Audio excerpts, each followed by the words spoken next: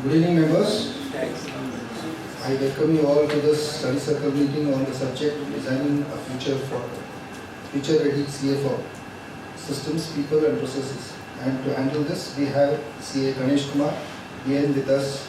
Can I request CA Manjunath sir, Chairman Bangalore Branch, to escort the speaker and offer him a floor bouquet.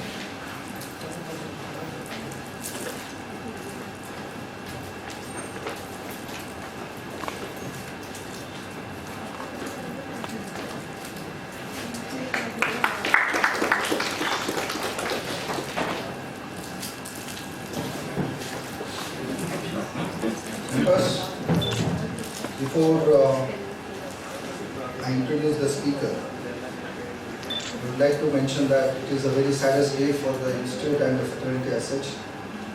We have lost our beloved member, the great human being, the Guru by himself, and to his commitment toward the profession and the corporate was simply not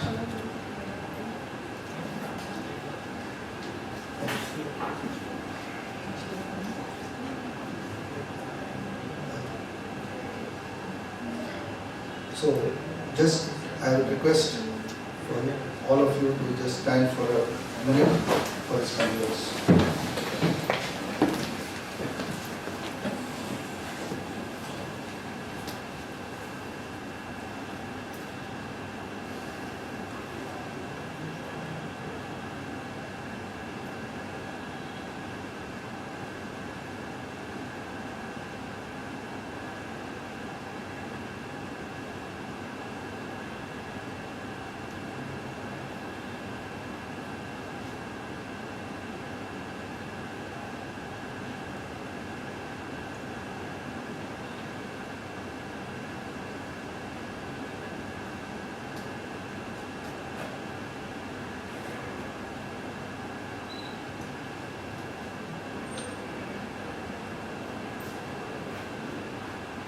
Thank you.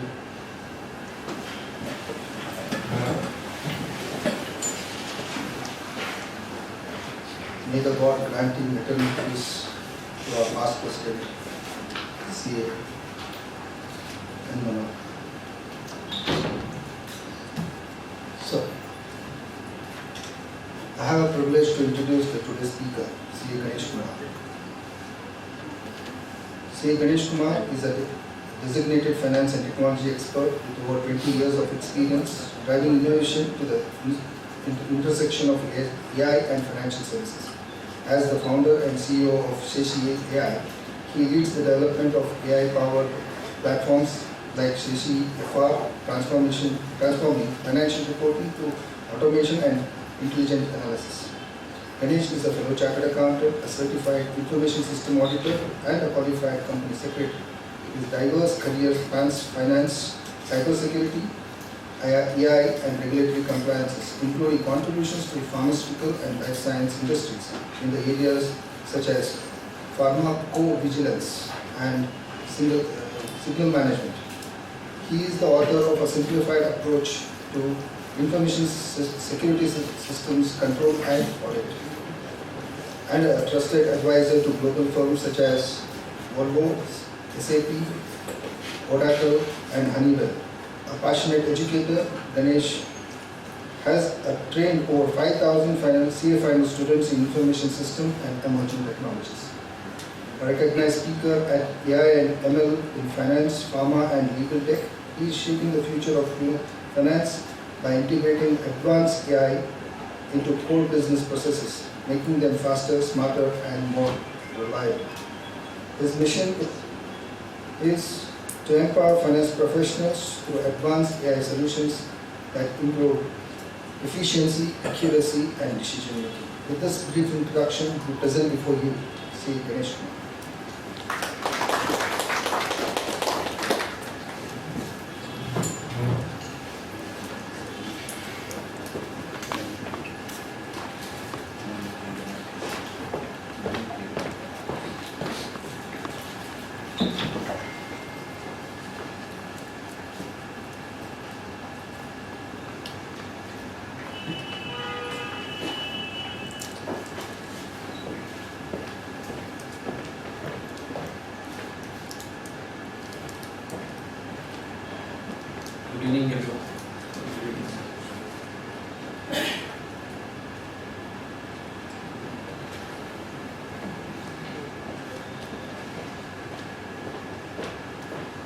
obviously it is a shocker for all of us as prior chairman statement across. Our beloved Maharan sir is no more is really a shocker because me and chairman had a small conversation on Sunday and we spoke to him and it was so meaningful, humble for the past president to follow up with us on matters of our interest.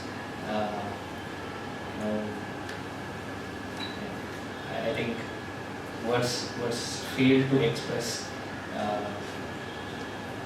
our journeys when we had occasions to meet him, get guidance from him during my era of articleships, during our learning and all of these. Humble soul as well as the guiding torch is something which is strong.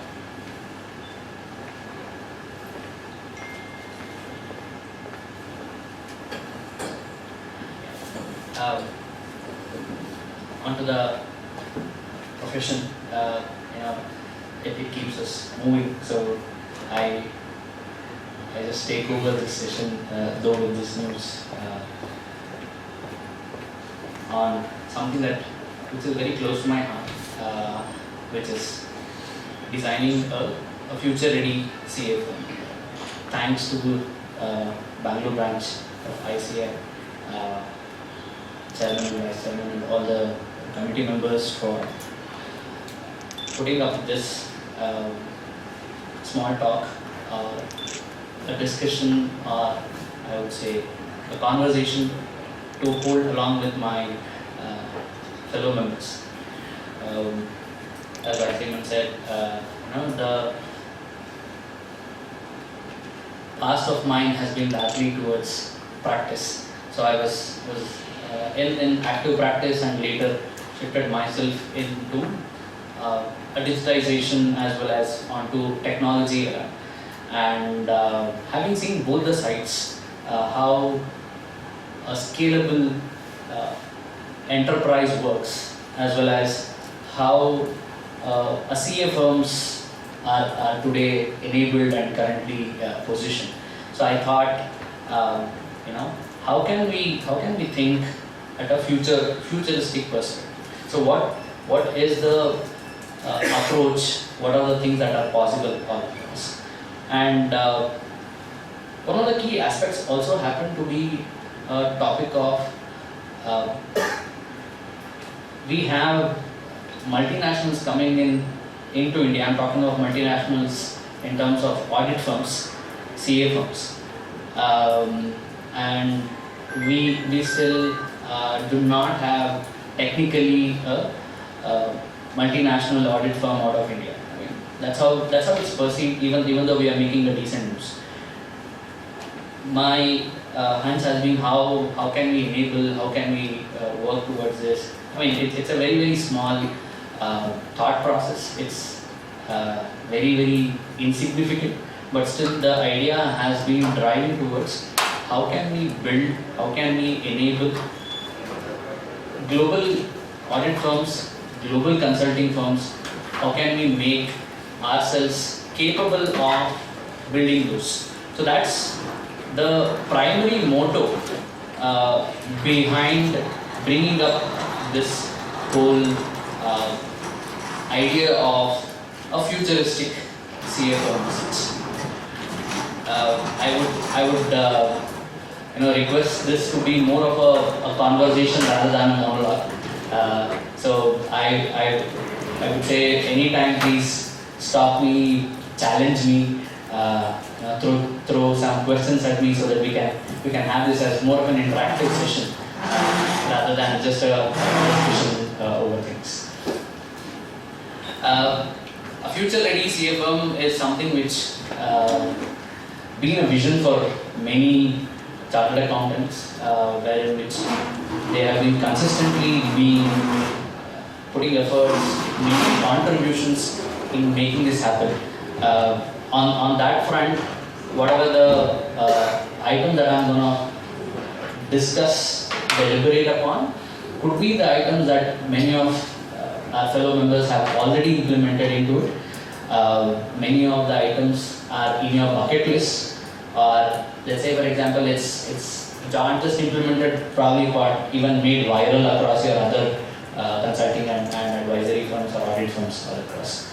Hence, there could be deviations, there could be errors, there could be suggestions, there could be improvements. Happy to hear most of them and incorporate and also make it more engaging. So that's what I would begin with. To start with, I just want to take all of us into understanding of how exactly our previous era of the CA firms or audit firms, I would simply say CA firms for that matter, what has been the structure in our previous eras. I just want to go back into history, I mean maybe right from 1949s or later on. Let's say for example the last 30-35 years. If you see largely it is sitting on four corners that we see. One, so the central pillar being the founders or the partners as such. Followed with few key aspirations that we saw in the last 30 years, or I would say pre-2010, 2005 eras that we could see all across.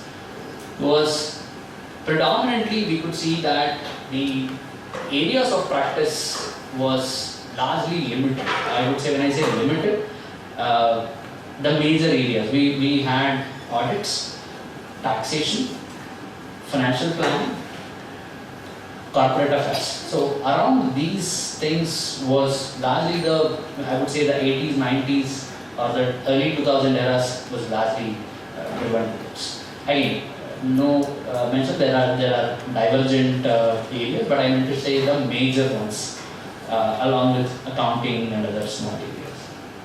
This was a major chunk of our professional practice areas as such that we could see there.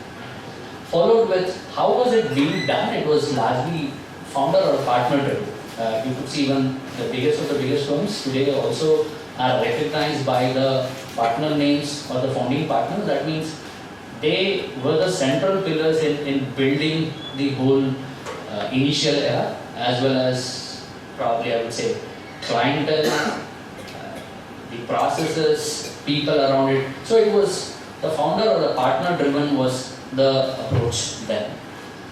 And of course technology has been ever changing, but in the initial eras it was largely a manual processes version, more of paper versions. I mean we could see a previous era of how a CA firm would look like. You know, you typically had files over files over files. So that was the perception whenever we spoke of a CA firm. Followed with the geography was, I would not say limited. When I say it's Bangalore, it's typically to Bangalore alone, but I mean to say it's not as wide as we see today. You have clientele from Hong Kong, from Australia, from Kolkata, from Guwahati, by being still in Bangalore, and you could still be serving there. So that's one of the key aspects.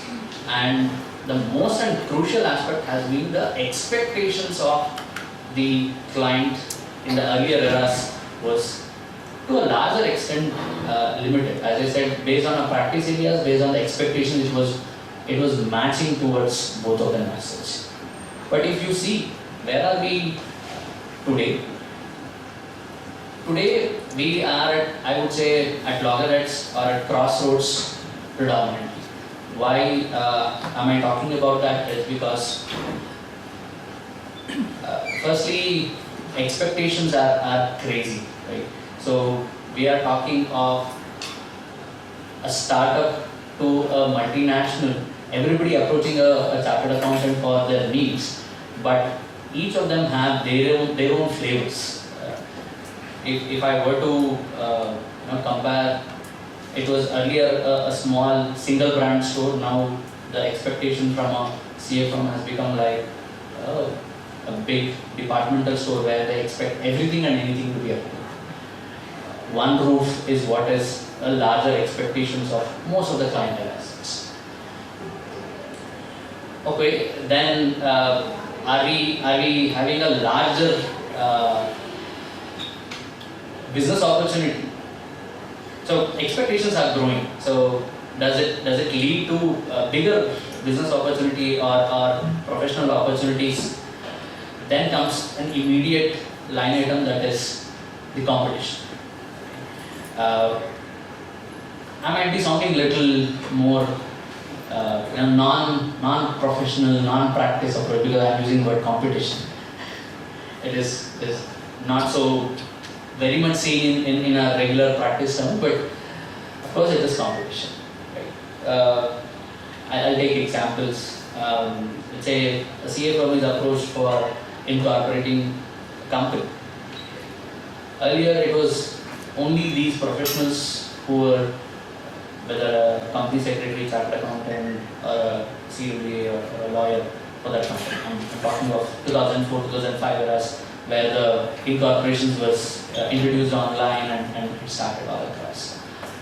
It was largely these four professionals who were leading, and you could see, of course, even now we are the only ones, or these are the only professionals that are doing. But the way how it is being done is completely, I mean, I'm not taking names, but for example, let's assume for a moment that we professionals quote, let's say, about X as a fee, but in the market you see probably somebody is doing at 0.05x for an incorporation as such. Very tough to compete, very tough to even talk about those things. Today, somebody has to file a GST return. Earlier, tax return was R40. Today, anybody and anyone can do it. So there's nothing like something which is our monopoly as such, which was earlier. I'm talking of the shrinking capabilities of the business opportunities because of more and more competition flowing into it. Now, not just on the pricing capabilities, not just on the capabilities on areas of practice. I'm also talking of, let's say, in terms of the reach at which everyone is able to now move across. As I was mentioning earlier, the challenge was, we could go and speak to a limited audience. We could reach out to a decent set of our clientele assets. But it has now broken the barriers, and now you have a larger audience, larger customer segment, larger clientele to cater. Now again a question comes up, Ganesh, you're talking across an increase in the market, right? So isn't it favorable? Earlier my taxation services was predominantly capable of reachable to say Bangalore or somebody around Bangalore. But now my capability has gone beyond Bangalore. I have a pan-India capabilities of showcasing myself, or global capabilities showcasing myself. The answer is yes. The opportunity has increased. At the same time, since the opportunity is so huge, the focus is moving across. We do not know many a times as to what should be delivered, what should be focused, what is the key segments that are to be picked across. So each of these segments that we are talking across is bringing in advantage, at the same time also making a different corner which is taking a shape of the canvas being increased so that the focus getting lost. So these are both challenges as well as the crossroads that are throwing on us. I don't have to talk about the last item, that is on the regulations that are ever not changing. I mean, if you go back to pre-GST era, it was our indirect taxes was changing once in the budget sessions. In the middle, we had some amendments in the form of gazette. It is to come. But now you have every month, every quarter, GST council meetings happening. You are like, you don't know what. Let's say assume we have sent out an advisory to a clientele. Probably after a month, it might completely change altogether. It's so fast that if we are looking at a wider areas of practice, it is very, very hard to pace up with the amount of regulations that are coming. Let's say we are in the areas of IPOs, something related to SEBI, then you will be losing on Companies Act, some amendments that are happening on GST. It's completely dynamic in nature, and this is one of the major challenges that is happening in the current time. So I would say what has been the shift, as I see here, from the previous era to this era. But irrespective of any of these, I'm still keeping the founders and partners still as a central core pillars. So it's not moving away because of one primary reasons, that any era practice, I'm of the opinion, and it has been through the last few centuries that we have seen, there are a lot of things that move, that change, that have taken a different shape altogether. But three items largely has stood out. I would say again, these are three major pillars that stands out for any consulting, advisory, audit, or any firm for that matter. That is, one is leadership, another is clientele, the third one is the team as such. Of course, around it you have infrastructure, technology, tools, so many things keep coming, and they have their own play to happen. But predominantly, if you see, these are the three functional key pillars that are out there, and providing the strength to every consulting, audit, or any advisory firm. So that's a precise reason why I'm still holding on the leadership as a core visionary one, which is as a central one. Around it, every time it keeps rotating. The next one being the execution teams or the larger teams which are out there, followed with, of course, the clientele of the customers. Now, it's all about how it has happened, and what has been the previous eras and all of this. Now we are talking of something called as future ready. How do we make it future ready? What is future ready? So before I talk about something on future ready, now first question comes up is, how do we even evaluate where do we stand? Okay. There should be some yardstick, there should be some measuring tape to tell where are we currently and how do we progress further on. So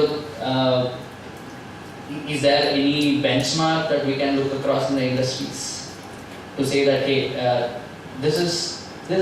our organization is at this position? I'm not talking of in terms of revenue, in terms of our clientele, in terms of our number of people in the organization, number of years of practice, number of partners, no, not anything, excluding all of this. Is there any benchmark, is there any methodology using which we can measure ourselves? Any guesses?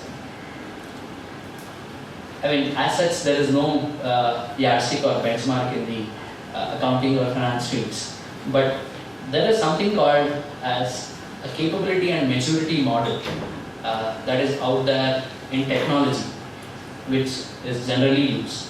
I saw, and I've been actively using this in the past.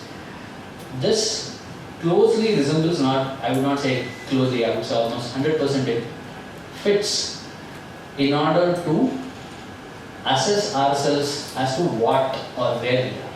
So I'll just give a small background of the CMM, capability maturity model, which is out there. Primarily it tells how service organizations stand out by themselves. So you will see these as different stages that is out there. I don't know how much of these are readable. I'll just give a small anecdote. I would even during my earlier days of my articleship, when we were talking about CMM and other things, so I would know much on this. I would compare not with any service organization. Let me take a very random example. Cricket teams. Closely followed cricket over the past 20 years, 25 years. How has it evolved? Can we apply a CMM onto it? Okay. So if cricket can be assessed, then definitely consulting firms, service organizations, advisory firms can definitely be assessed. So if you just start looking at the CMM model, the initial level at which the maturity level for us to assess mentions across, it's a black box. Okay, it works. So it works, but you don't know how it works. So that's the stage initially every organization goes through.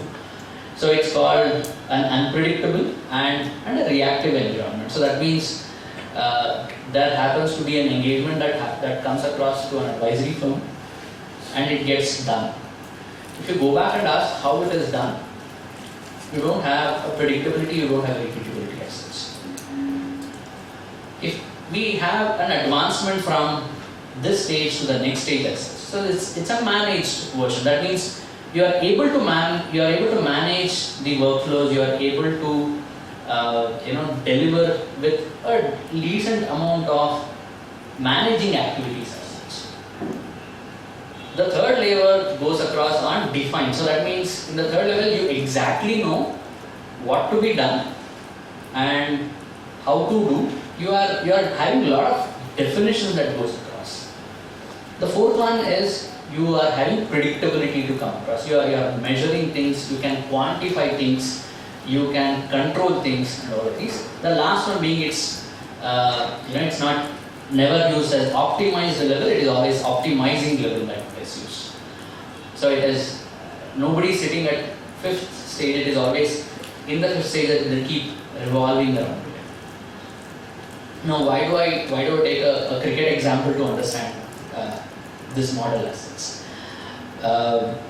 Going back to 30-25 years as such, we all have followed seeing cricket. Let's say 1996 World Cups or 2000 World Cups or earlier on that. We had a standard segment. If Sachin is out, we would switch off the team. That was a mode. I don't know how many of you agreed or disagreed with it. Did we hear this? Yeah. That means if a single process is failing, the complete whole system is failing. We were winning matches, but you do not know what is a real metrics. You don't have defined methodologies to win over things. After which you saw another era of another 5 or 7 years where it was largely moving towards a managed version. So you had different, bowling coaches, batting coach, all of those started emerging slowly and steadily. There was definitions that started coming up.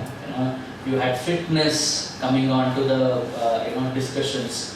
You had line items on technology being introduced inside the pavilion, inside the backyards of learning, coaching, and all of those.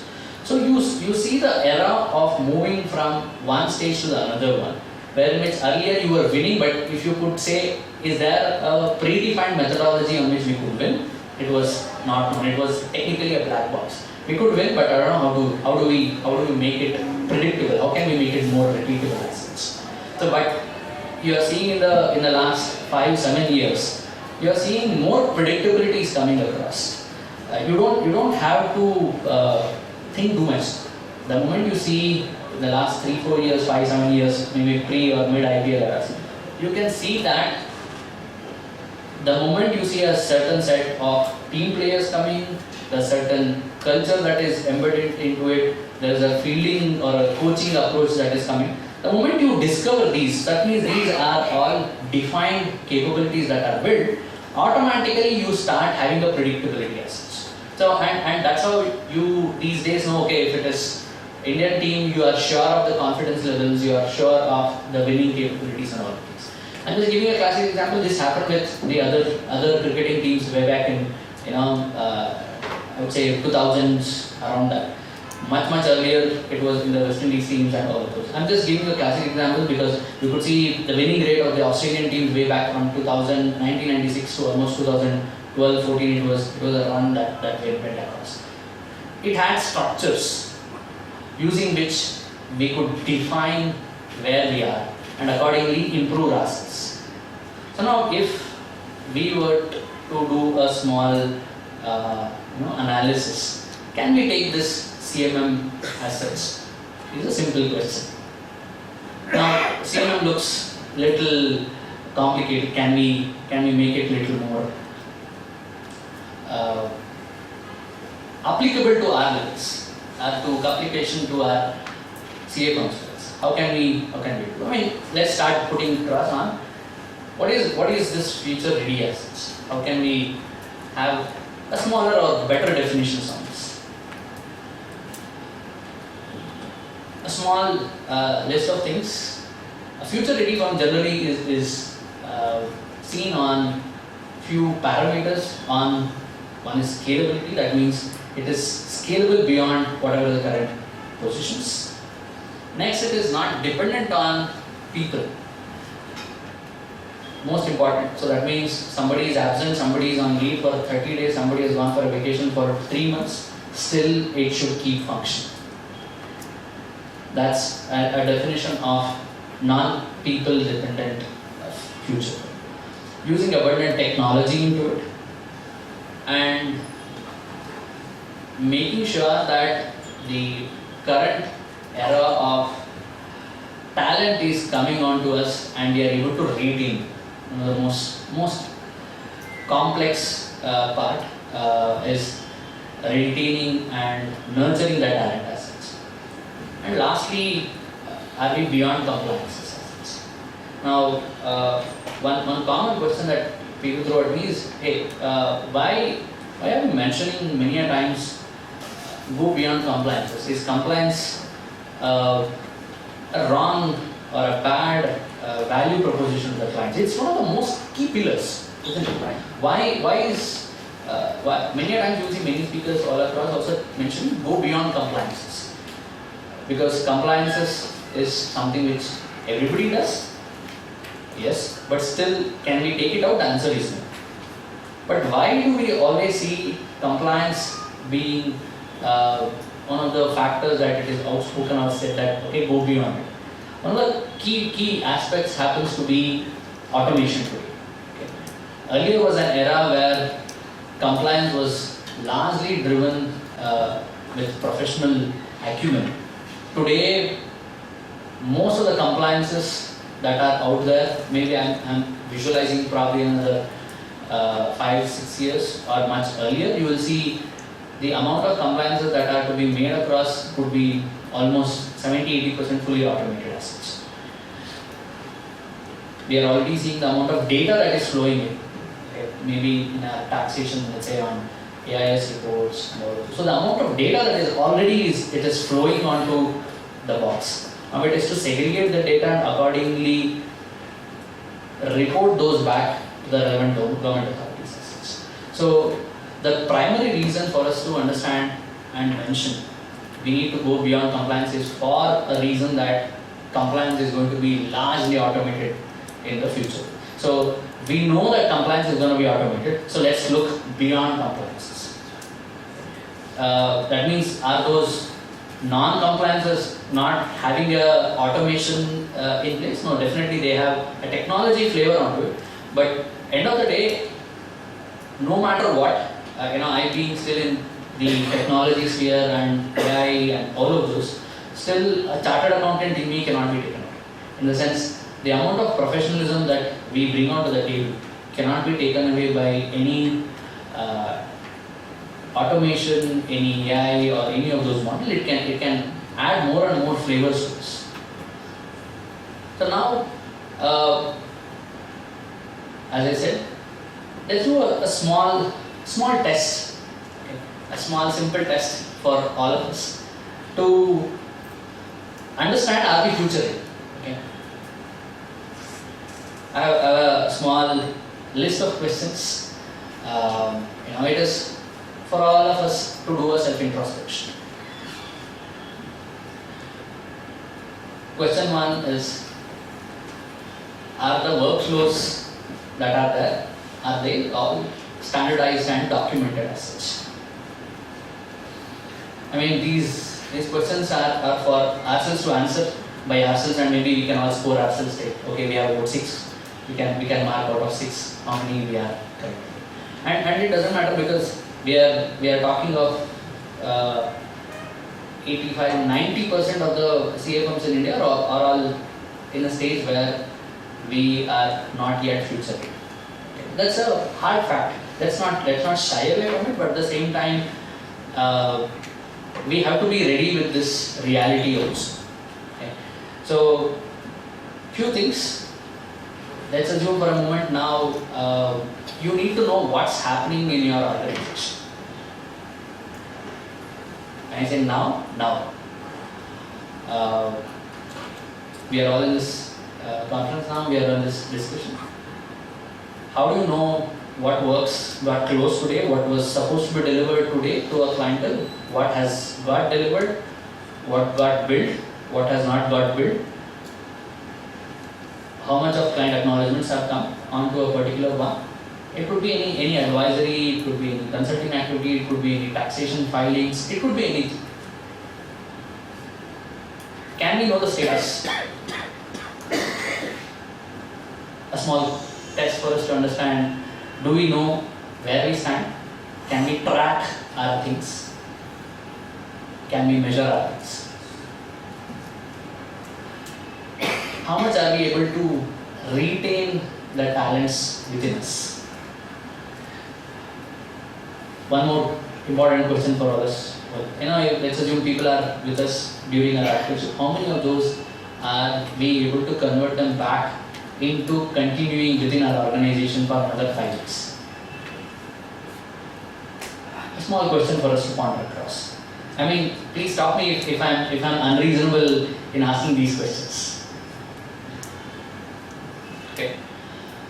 How many of our clients talk to us beyond compliance?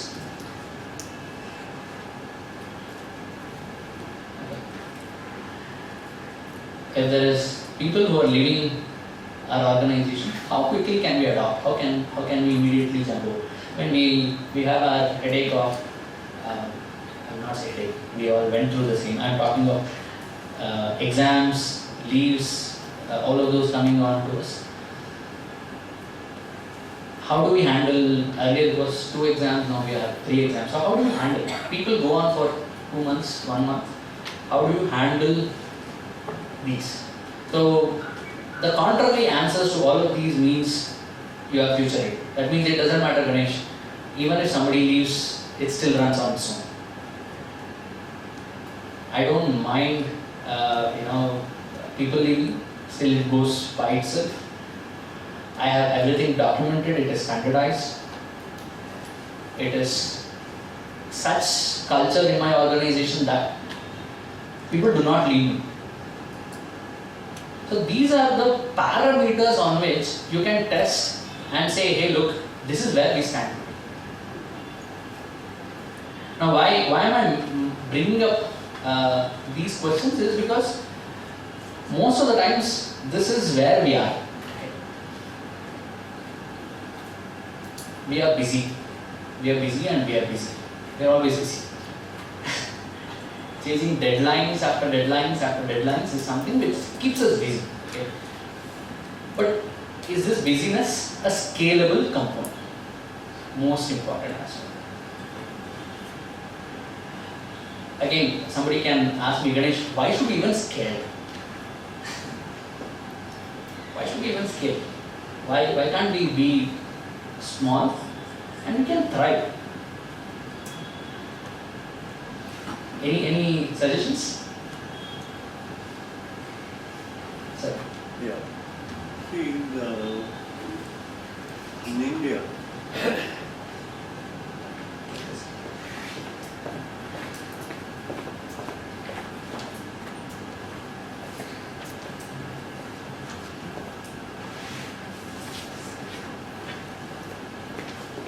Unlike a regular one, I'm just trying not to hold the Q&A at 7 o'clock and have it. We just want to be more interactive as such. okay. Let's look at the Indian background from independence to now. We are almost 75 years. True. Our ecosystem, our ethos, has been not dynamic at all. Family-run business, bureaucracy, no encouragement. totally, I would say, not dynamic at all. So what were they looking for all this time? There is only compliance. Return file करने का है, हो गया, but finance लगेगा, go appeal, finish. That's all. But now, what's happening is the encouragement for being creative, entrepreneurs, startup, etc. Okay. But still in the Indian mindset, the businessmen or the associate are not willing to pay extra for non-compliance work. If you are going to give an idea, I had a meeting with a couple of clients on what to do in the future. I'm giving them, I can see they are sitting on a gold mine, but they are wasting their whole family business, 100 people in the family. And I said, look, we just do this, do this, do this. And we spent 5 days with them. And they said, yeah, wow, fantastic. And when he's talking about fees, they close and return. So that is the Indian ethos that you're facing right now. I don't know whether it's a coincidence or it's a intentional one. I happen to put a small picture, maybe sir would correlate or everybody would correlate something. I quickly show.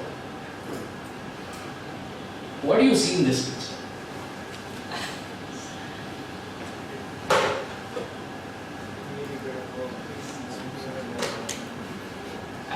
I'm looking for an out-of-the-box answer on this.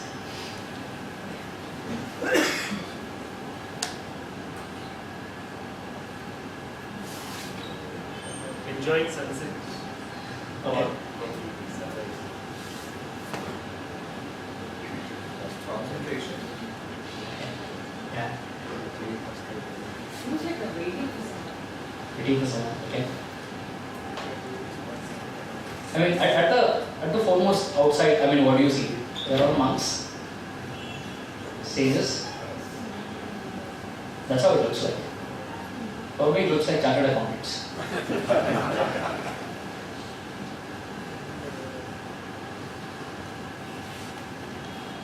I mean, why? The robes that they are wearing talks about one thing: sacrifice. Okay. If you just flip the picture and start looking at the deeper aspects of what we are, we have sacrificed our health for clients.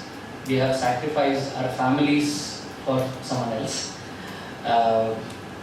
We have got multiple deadlines that are coming up. Government pushes us on so many things. We still simply humbly accept. Right? We were like, okay, 31st July moves to 15th September, fine. 15 goes to another, our Diwali gets for a toss, fine. Because we are calm, composed. That's I'm not talking of a nature, but that's how we have been built ourselves. We have become more and more sacrificial. We have got lots of patience onto us. All of these, I mean, I am, Sir has to also mention, because he's seeing all of our juniors in a larger vision.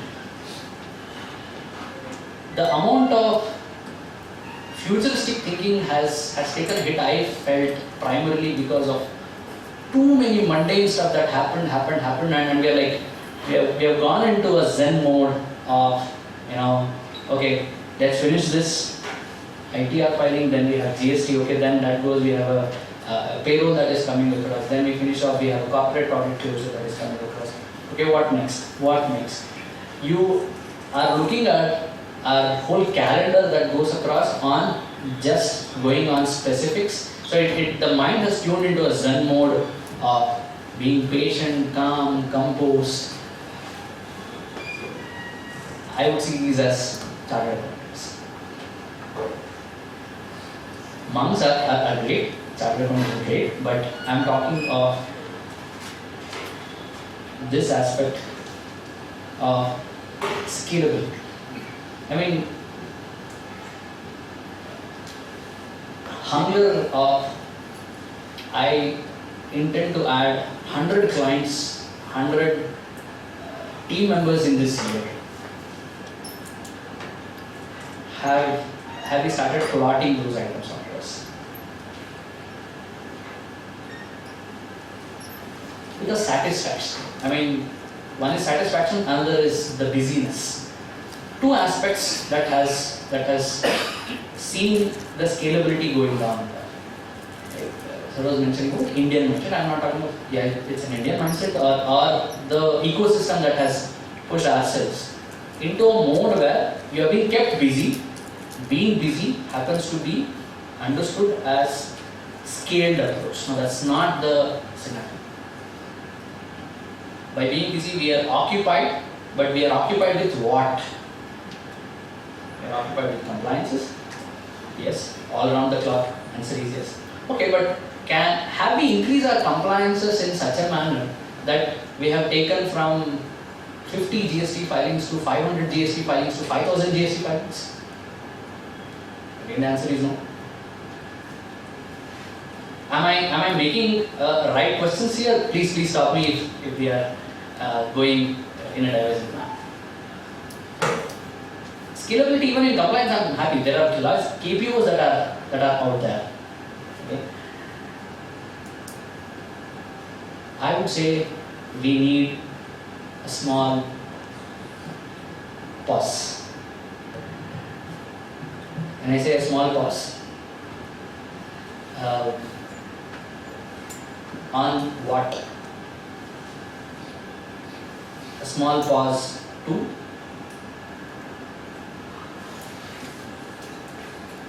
set goals. How many of you all have set goals ourselves in the past?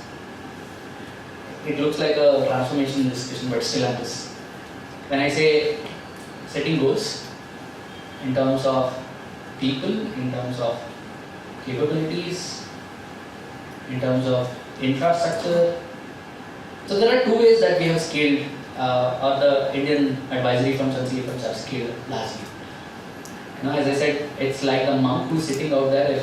If something comes on to us, we consume. If nothing comes, we are waiting for it to come. There are larger reasons I will talk about. Let's say we are talking of how can we do an outreach as this. We can't do outreaches. There is one word which is banned, which is called as marketing. Okay, fine. We do not do marketing. That's still fine. We do not want to market ourselves, but today is an era where unless you tell who you are not recognized by what your capabilities are. I have to convey what my strengths are. Only then I'll be able to attract. But still, I'll take the aspect on the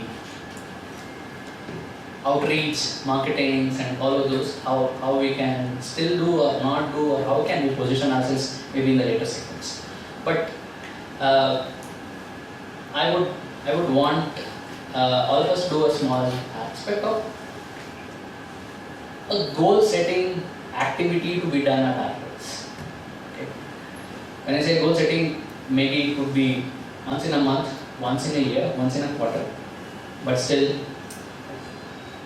listing down items and mentioning across, okay, these are the goals that we need to change or achieve as such. I would say from this to this. So you see. So you see a monk, but you also see a warrior.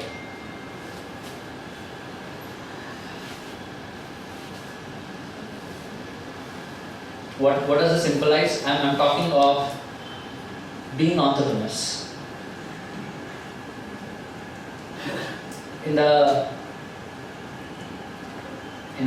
light of professionalism coming on to us, I am of the opinion somewhere the entrepreneurial fundamentals are not embrace aggressively into our practices is something which I am of the opinion is a large divergent activity which is not being able to for a scale as such.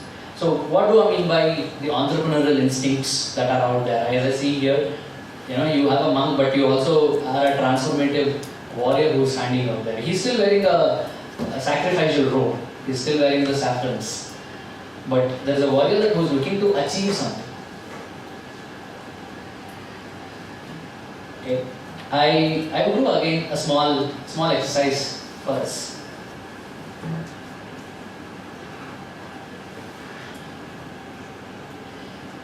Maybe dwell upon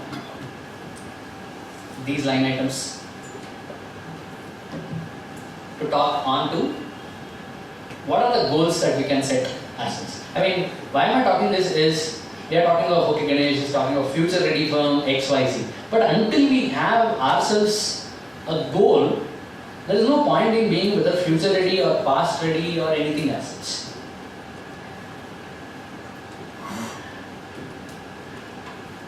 Does it make sense, these questions for us? How many times have we gone back and taken on a yearly recall? Should we do it? We do a lot of, not a lot, we do day in, day out accounting, audits, books closures, lot of stuff. But if I ask each of you, or if you happen to answer by yourself, what has been the last 3 years revenue that you have clocked by yourself? Is there something, these numbers at our fingertips? How many clients did we serve in 2023? How many have we served in 25? How many are we to serve in 26, 27? I would say this is something many a times, the reason being ourselves busy. Right? The moment we are out of office, we always think, okay, yes, there is something that for us to go back to the home, there is a family. And the busyness has kept us so much away from goal settings as such. So I'm having a small questionnaire or a small line of items to talk across on what are the goals that we can talk about. I've just given a small list. It can be anything that you want to achieve as such.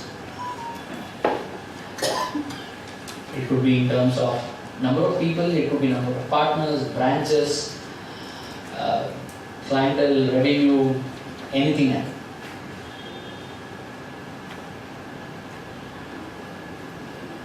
Yeah, basically mine is a mid-sized firm.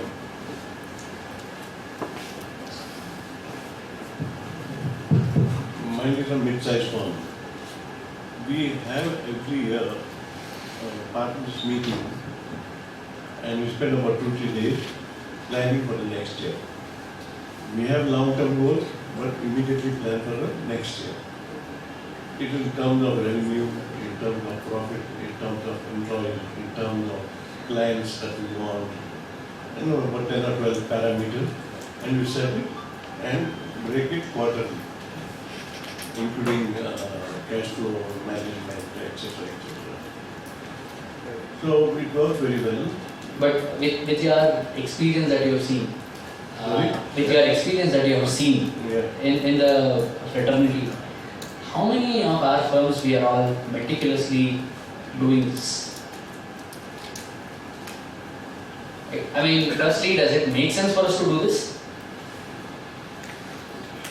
If yes, can this be one of a small exercise for all of us? I would say maybe during this weekend to go back and clock ourselves, just to have it handy to understand, okay, what can be our goals that we want to set across on the next coming quarters, coming calendar year, coming financial year. Because this pause gives a lot of clarity onto what we want to. As I mentioned, we don't have to become largely scalable organizations. Still fine. We have to be not hit by something which is unknown or unseen as such. for that, it has to be a clarity on where do we stand and where do we have to go towards. So that brings on to what we are talking on, how do we bring up a fundamental position on systems, people and processes. I would pause here before taking up the next set because I have been instructed around 6:10, 6:15 we can have a pause around 6 seconds. Okay, yeah. Sure. I have one question because we are like monks only because we have conflict of interest. Because I cannot offer to my client all the services under one roof because he expects everything under one roof, right from accounting to internal audit to compliance, statutory audit, advisory. But I have restrictions as like a monk, I should not go here and there.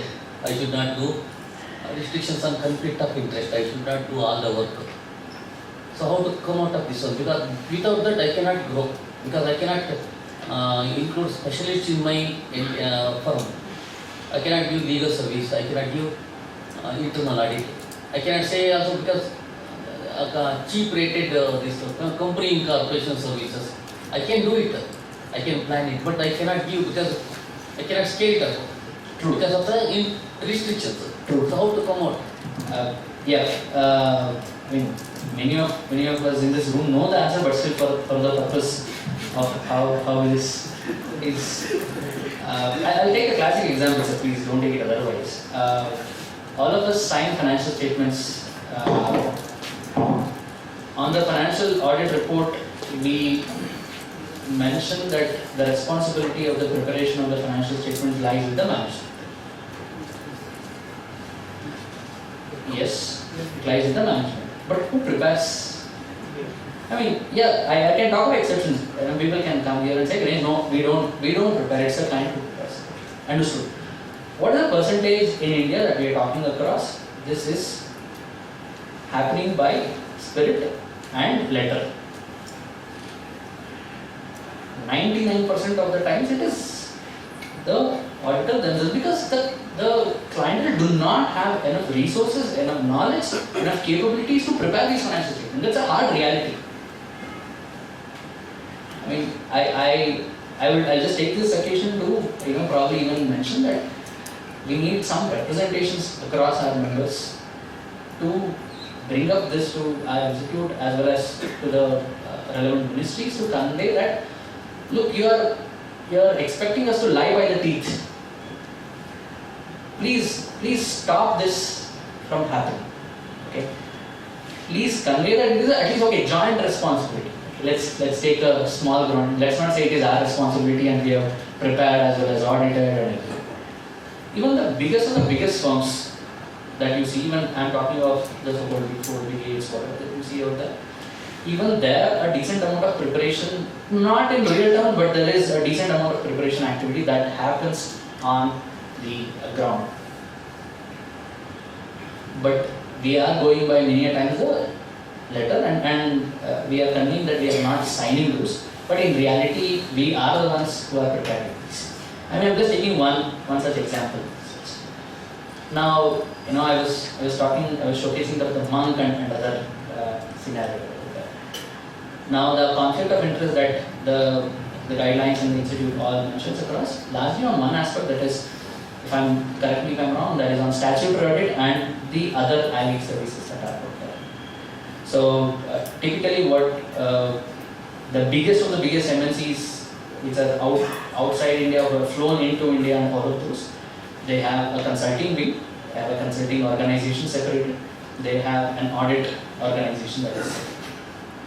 So, by having a consulting organization, it still comes under the same roof. It comes under the same brand as such. You have seen, I'm not naming the brand, but they use the same brand name. Then you see their emails same. You see their email domains. It's xyz.com itself that they have for their audit firms as well as for the consulting firms. They do not have a separate email. They do not have a separate website or anything. But in their separation of legal entities, they are separated as such. So I would say that's the standard approach that has been practiced and established by global firms, and that has been accepted by the industry, institute, and the ministries at large. I would say that's a small approach that can be taken across. Or on the other hand, a simple approach is, okay, we do not pick audits for those engagements, as simple as. So now, when you do this review of goal setting that I was talking across, you can understand how much is the revenue that you're generating out of audits, how much is non-audit functions that are out there.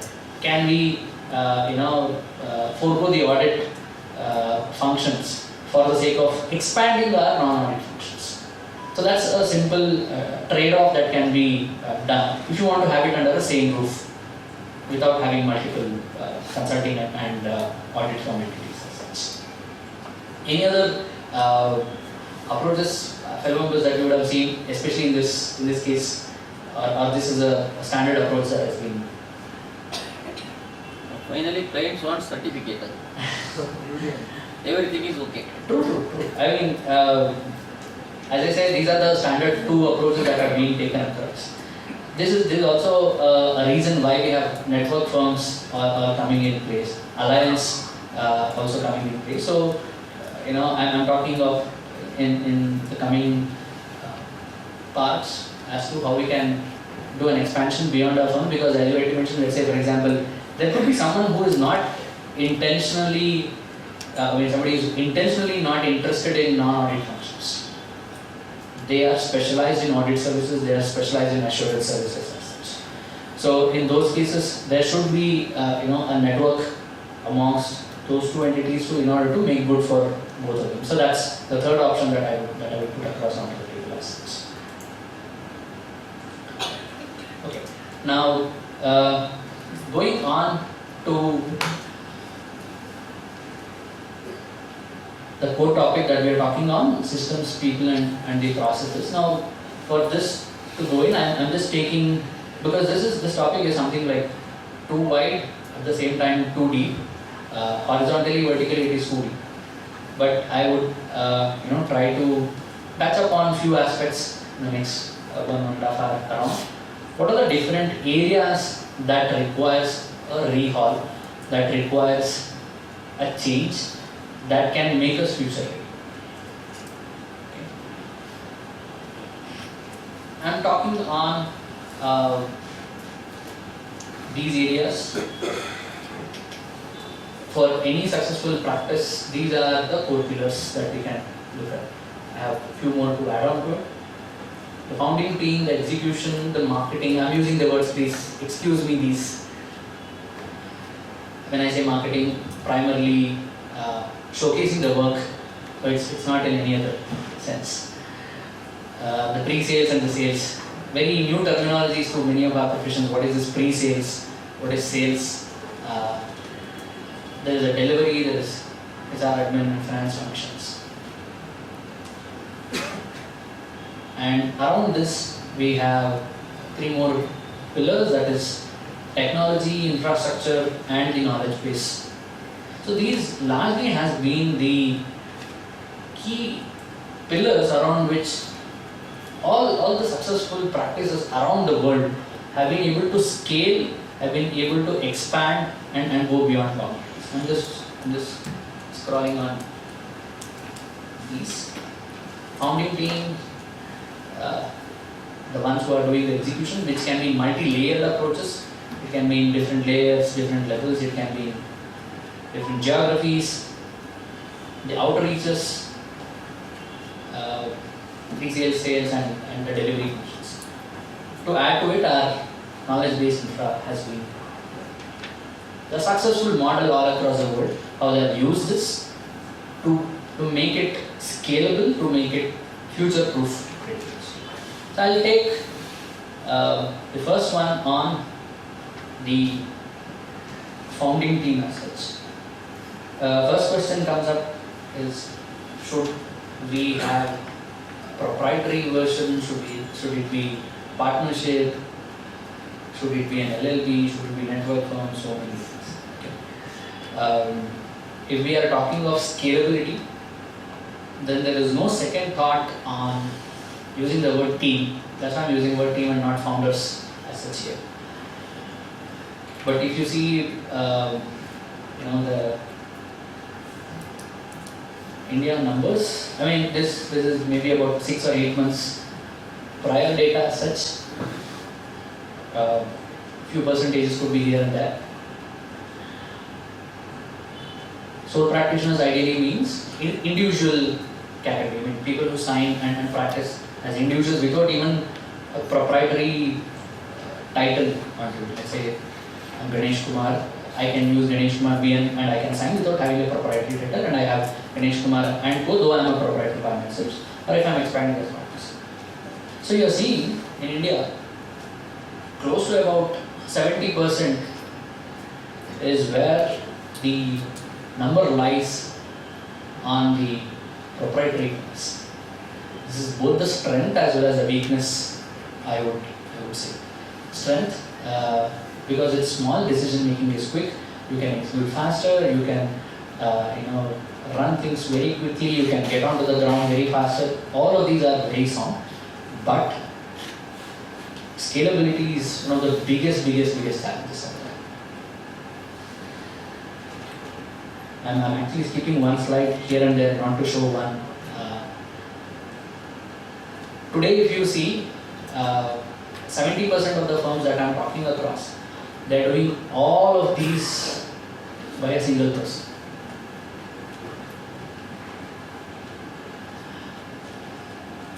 They have discussions with clients, they do the hiring, they do the interviews, they conclude the audits, they themselves do the billing, they themselves follow up,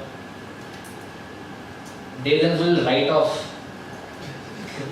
clients not paying. I mean, it's like a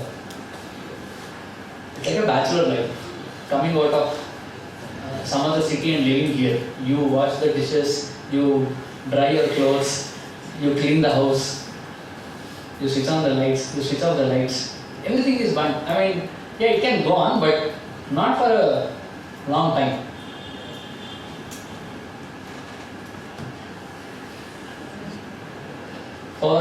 For things to expand, you need team.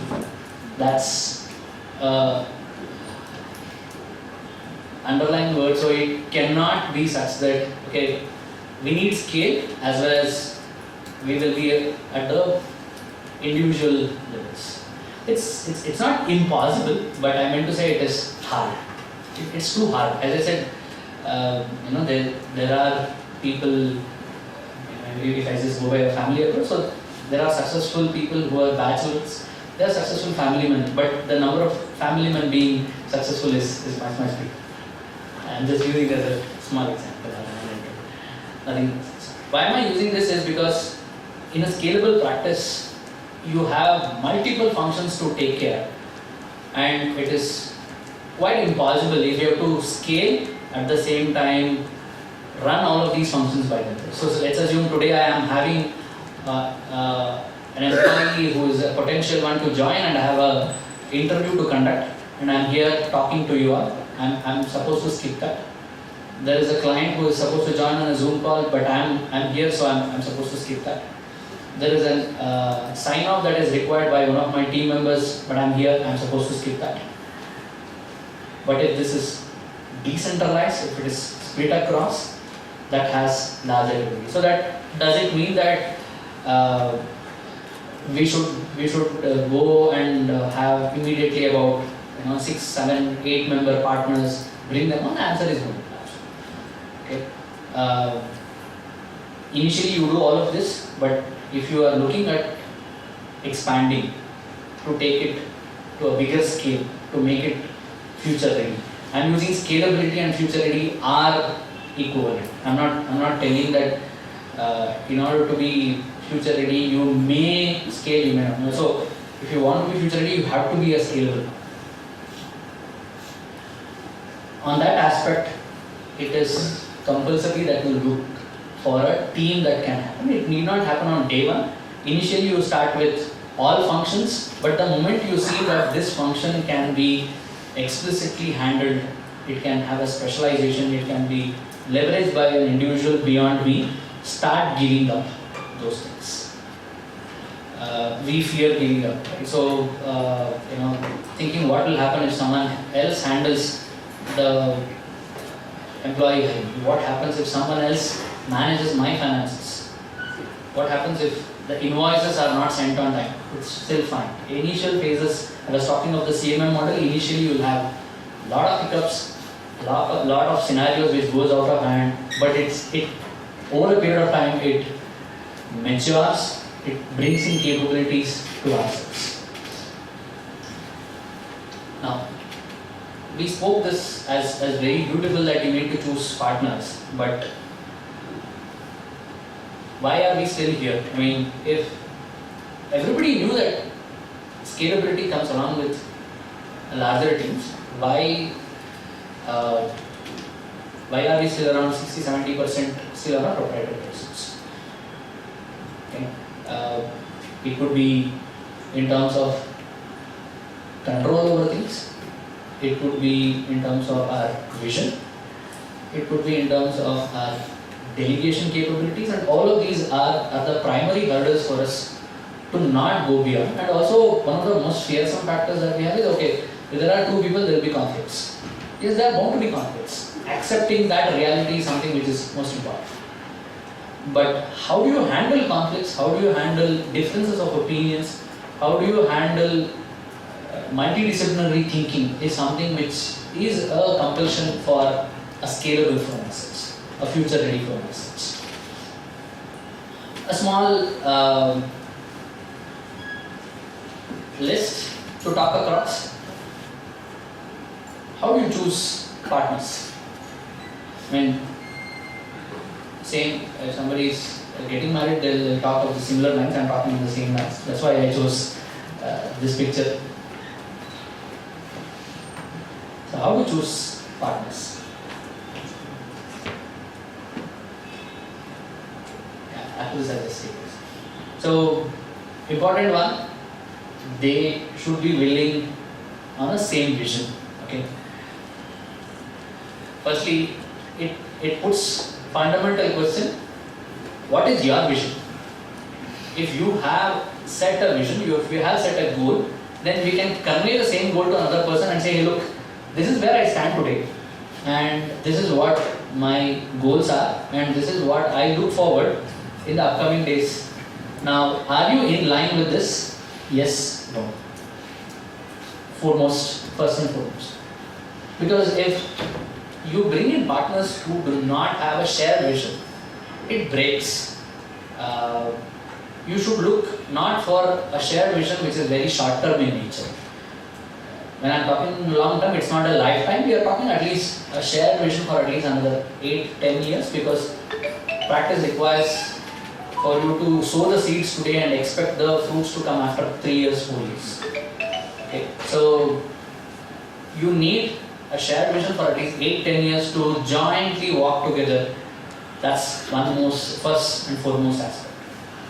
Do not bring in people who possess the same skill set as such. Okay, as I was mentioning across, if I'm very good in audits, I am not expecting another audit from another person who is very excellent in audit to join the course, because I'm already an expert in it. Unless you just want to bring only as audit as a flagship service line that happens to be there. So we have to differentiate between partners and managerials that are out there. Many a times there is a confusion in hiring. So we assume somebody who is a very good article, who has done an articleship with us, immediately it's assumed that it's a partner. No, it's not. It has a different metal altogether that requires for you to award somebody as a partner. Because as I said, it's a sacrifice of a lot of things. I mean, most of you are here who understand and who have been through this. So there needs a differentiation between who has the caliber, metal in using this as a partner. So if you are already on an audit, if you are looking at somebody who is an expertise in corporate secretarial matters, that's a very good position for you to add as a partner. Bring in complementary skills. Important aspects on common shared visions which also flows down on value systems. Okay, if I'm too aggressive in my thoughts and my partner is too non-aggressive, they're like, Ganesh, let's not go, let's be very chill out. It doesn't flow. It's like a train. If you are an engine, when many a times a founding partner, the rest of the compartments have to, along with it, flow in the same pace, or else it will be a baggage as such. So make sure that they carry the same value systems. Or when I say value system, what value systems as such? I don't have to define individually, but if you just put back yourself and list, these are the key areas on which I look forward to build my practice. It could be quality as a first preference. It could be, let's say, reach out beyond a particular geography as your preference. Or it could be empathy to clients, could be one of your value systems. Making sure accuracy to the last mile could be your value system. There could be different value systems, and there could be a preference of different value systems also on it. So there has to be an alignment on what value systems that you are looking for on a similar line is the other partner also looking on a similar version. And most important aspect, put out the financial aspect. Because when I was in practice, I used to, when startups, when people used to come across for incorporations and other things, they used to ask, hey Ganesh, we are two friends who have started and we want to bring up this company. I would say, great, good. Then I would simply ask, okay, what's the shareholding that you would split amongst the two? They're like 50-50. Good. My question immediately happens to be, okay, why 50-50? I mean, if let's say X and Y had come to me and it was because of X who came, Y also came onto my discussion, immediately Y would be thinking, right, this guy is bringing my 50 percentages to 20%, 10%, or is he trying to increase? My answer has always been, look, why is this 50? Why should you be carrying a certain percentage? It could be on your profit share, it could be on your salaries, it could be on drawings, it could be on designations, anything. Is it inked in black and white? Is there a clear separation on roles and responsibilities? What do you bring onto the table? What is your responsibility? What is your scope of work? Is there a basic definition as such? It cannot be that, hey, let's go for a ride. Okay? It's not like, let's go for a trekking. It's not that, because we are talking of a longer relationship. We are talking of a minimum of 8-10 years for you to long. So there has to be a very clear-cut understanding of why a particular number comes onto a table. And that, in corporate terms, I would say shareholder agreements that goes across, I would say partner agreement is something which we should all ink before jumping even further as such. And lastly, the most important aspect of conflicts. At least I have seen in the past 20 years, if I've seen 100 partnerships that emerge, I've seen almost about 50 to 60 partners breaking out also. One of the primary aspects happens to be the conflict of interests, personal motives, trust factors. All of these are bound to happen. Okay. But instead of speaking these items when events occur, if this is spoken across as to what are the do's and don'ts that are to be maintained all across. Let's say, for example, I openly tell to my partner, hey, look, I'm okay to work with you, but provided I am also interested in running my other company out there. It can be very clean and clear rather than having a shadow effect or a proxy effect. So, how do we handle conflicts is one of the key aspects when you're talking to your partners. Let's assume you do sign up, you do jump over, then as I was talking across, what should we do? Most important, put your terms, put your vision, define the roles and responsibilities.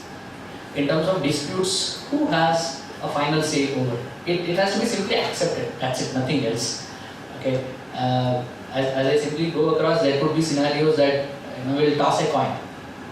As simple as that. Okay. It might sound very funny, but yeah, that's true. Because when two professionals are sitting onto the table, both have equal weight, equal arguments, equal perspectives, equal opinion to put across.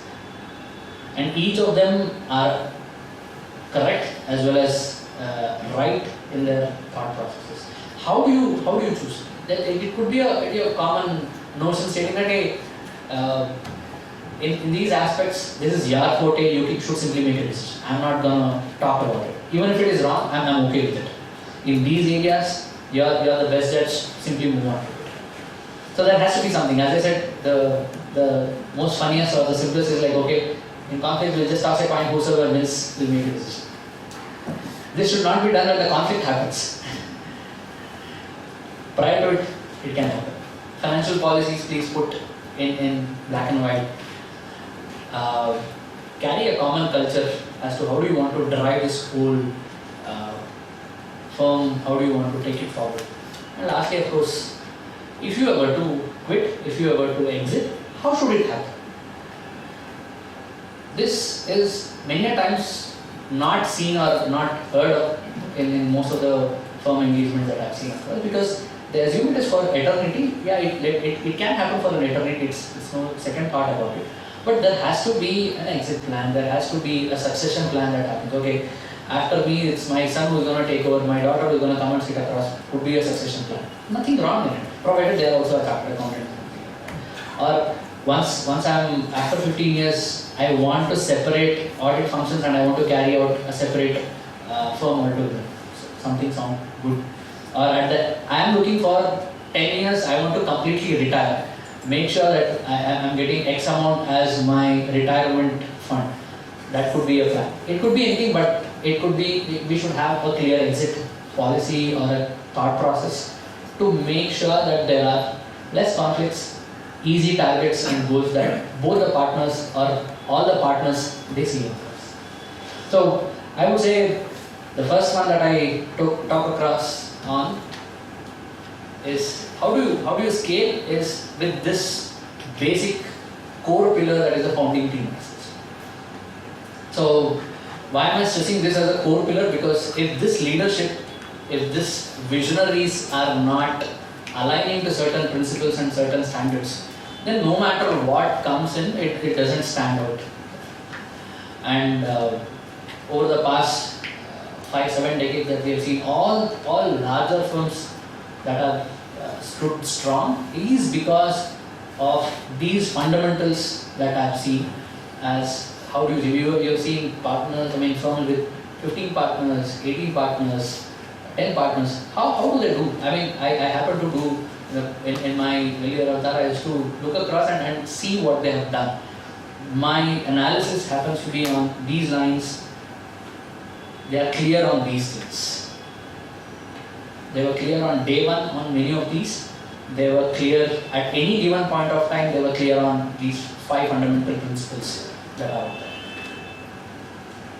Okay. So with that, I think I'll look for a break.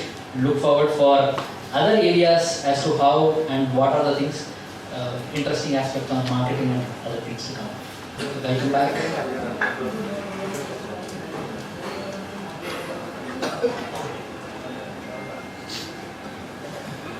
Okay, I had a quick interesting question during the break. I think for the benefit of everyone, I just want to reiterate. There was one question asking about, again, on the same partners, one of our friends, they discussed about. The question was, isn't it too difficult to get partners? The answer is yes. It's too difficult. And how long does it take for to stand the partnership as partnership process? I would equate to that of any other marriage. I might be equating a lot of personal things, but still answer is yes. in the initial days there will be a lot of differences of opinions, thought processes differently, ideas converging into different directions. So many things do happen because how you would see might be completely having a different thought process and an opinion by the other person. You might have already done decent amount of converging of the visions, goals, everything would definitely have happened. There is no second thought. But definitely when you are looking at working together in a same tangent, there will be a lot of opinions, differences, ideas, conflicts all arising. How silently, how gracefully in the initial years, I would use the word initial years, you would handle this. You in the sense the same, all the other partners handle this. Happens to be the key on how this partnership lasts. Once it grows strong, there is no looking back as such. Now, a small example happens to be, let's say, you have sown the seed today and the plant is growing at a small level. The first month, first 3 months, 4 months, it has impact from nature. There is a wind, there is rain, there is a cow coming and eating over it. There are a lot of things. It's just shaky in the initial few months, a year or two. Once it grows into a decent size, unless you cut by yourself, the tree is strong by itself. You don't need to water it, you don't need to fertilize it, you don't need to do a lot of care, nothing. It just stands by itself, and it stands for generations, it stands for centuries, decades as such. So where does this initial phase hold good? Answer is, it lies in patience. It lies good in gracefully accepting mistakes and moving forward. Once that is strong, then there is no looking back. So with that, I would go on to my previous lines. We were talking of fundamental future-ready practices, what are to look forward for it.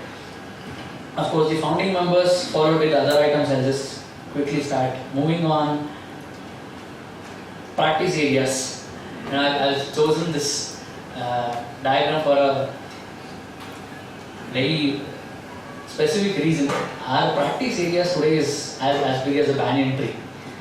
It can grow and keep growing. And I would not take even 1 minute to explain the practice areas, because everybody in this August room knows all the different things rather than putting what should be there. And it is of no choice for anyone to convey that this should be the practice area, this should not be the practice area. Absolutely no one has any say into it. For the fact that earlier, probably 15-20 years, it was a small banana tree. It was very limited. The opportunities were limited, the geography was limited, and other things. Today it is so vast. It is completely wide. I happened to get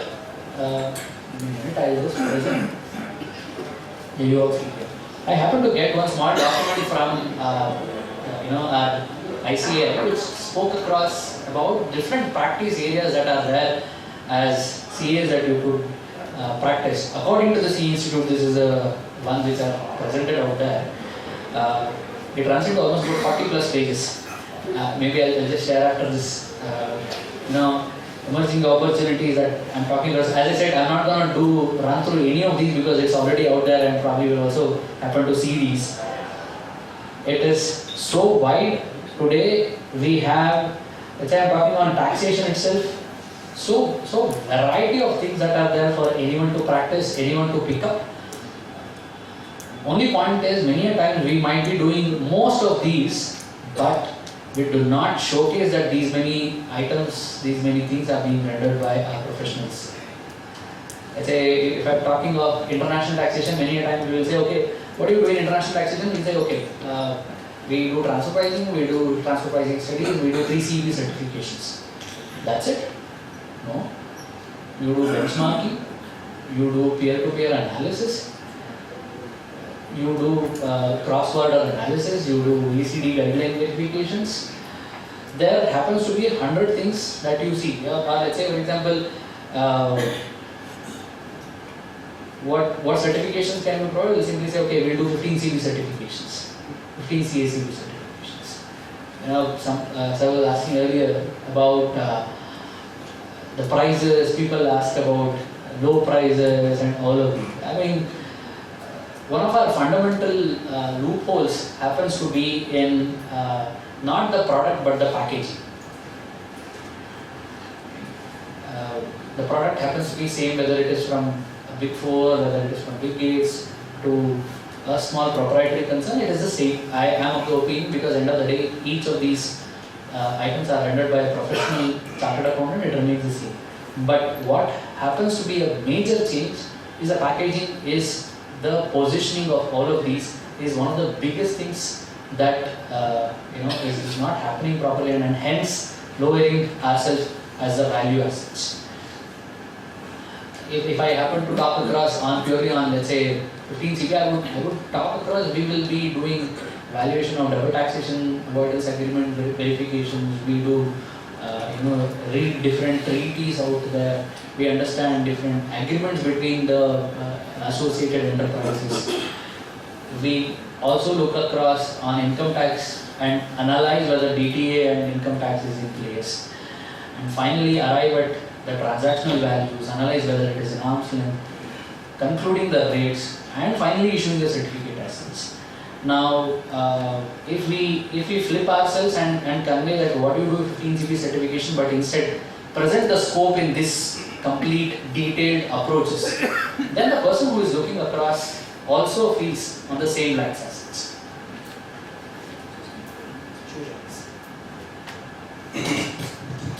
Members, I have an announcement to make.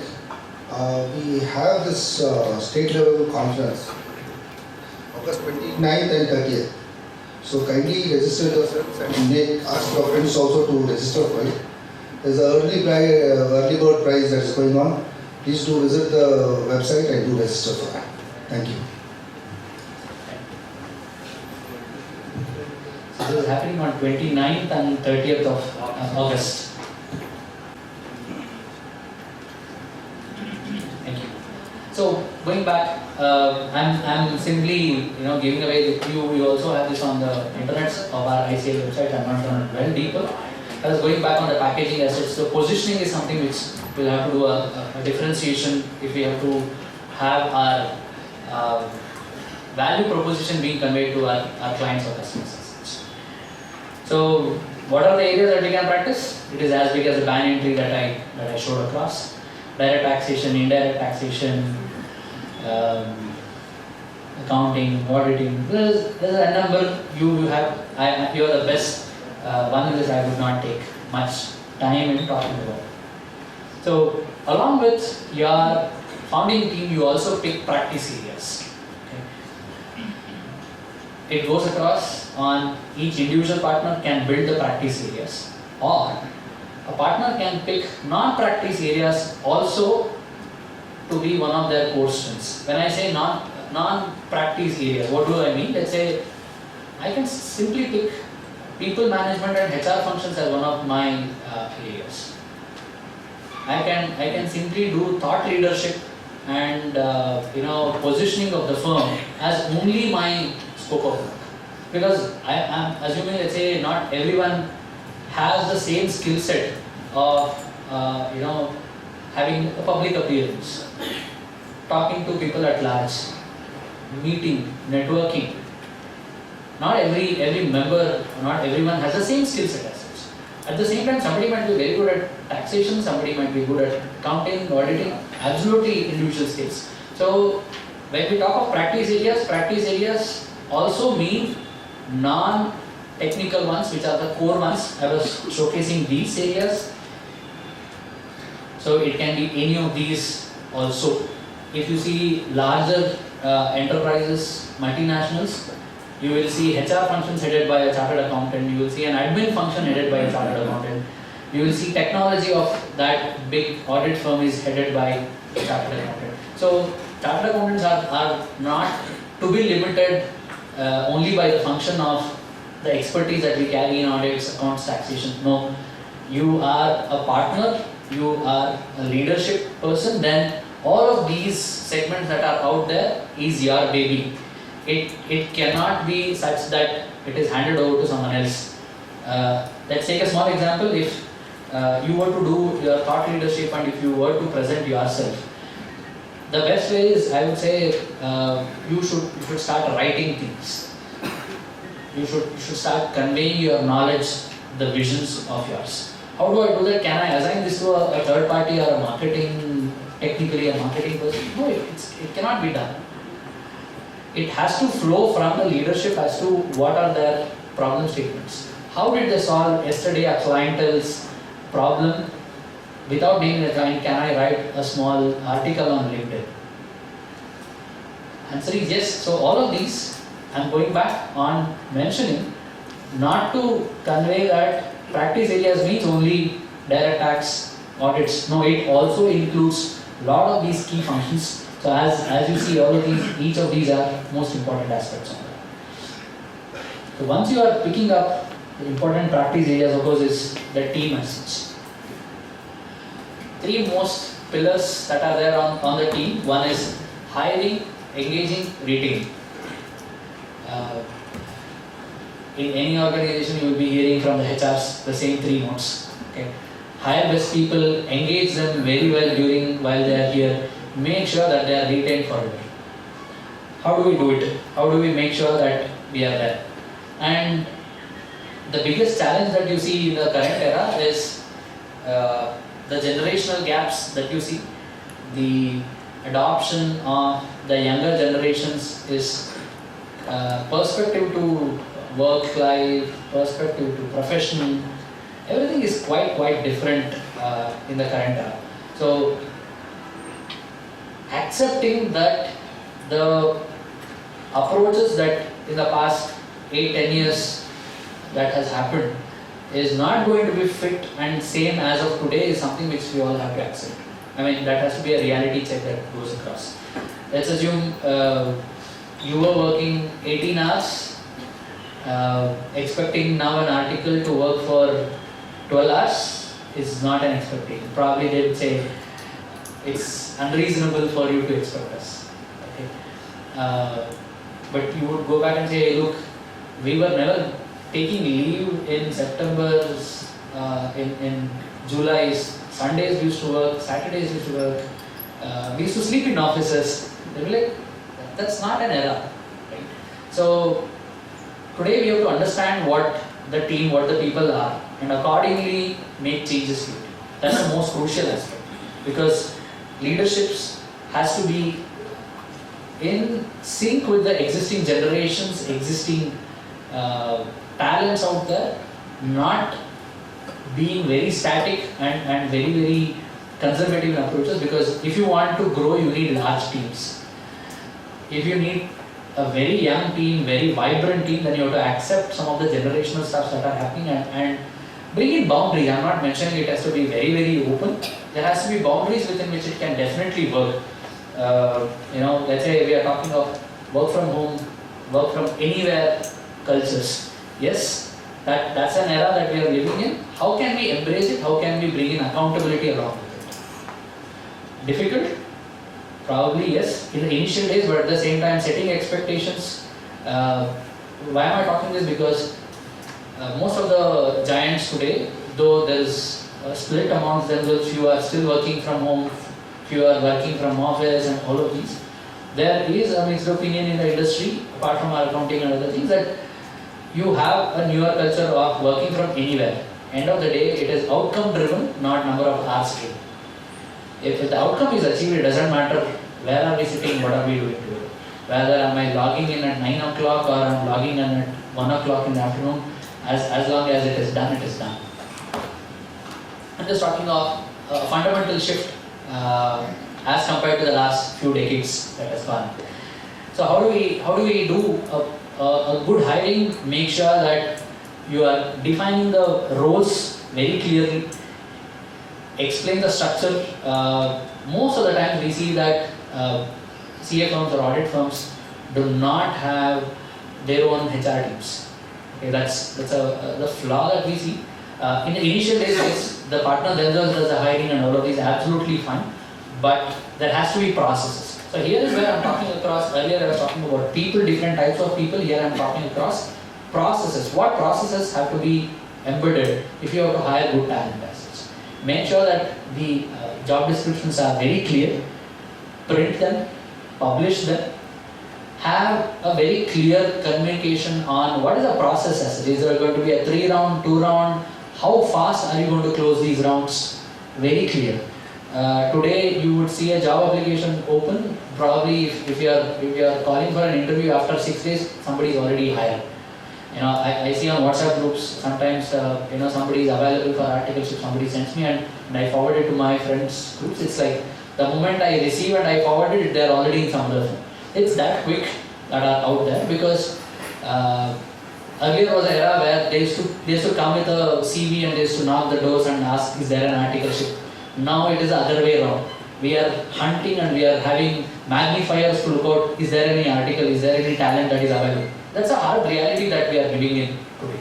So hiring is a challenge. So in order to make hiring a better process, define all of these.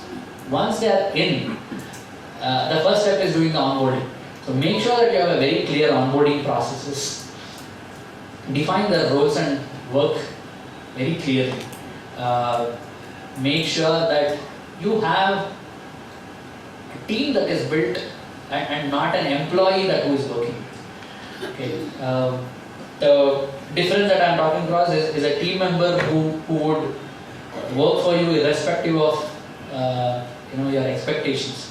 An employee would work for you based upon only the job descriptions.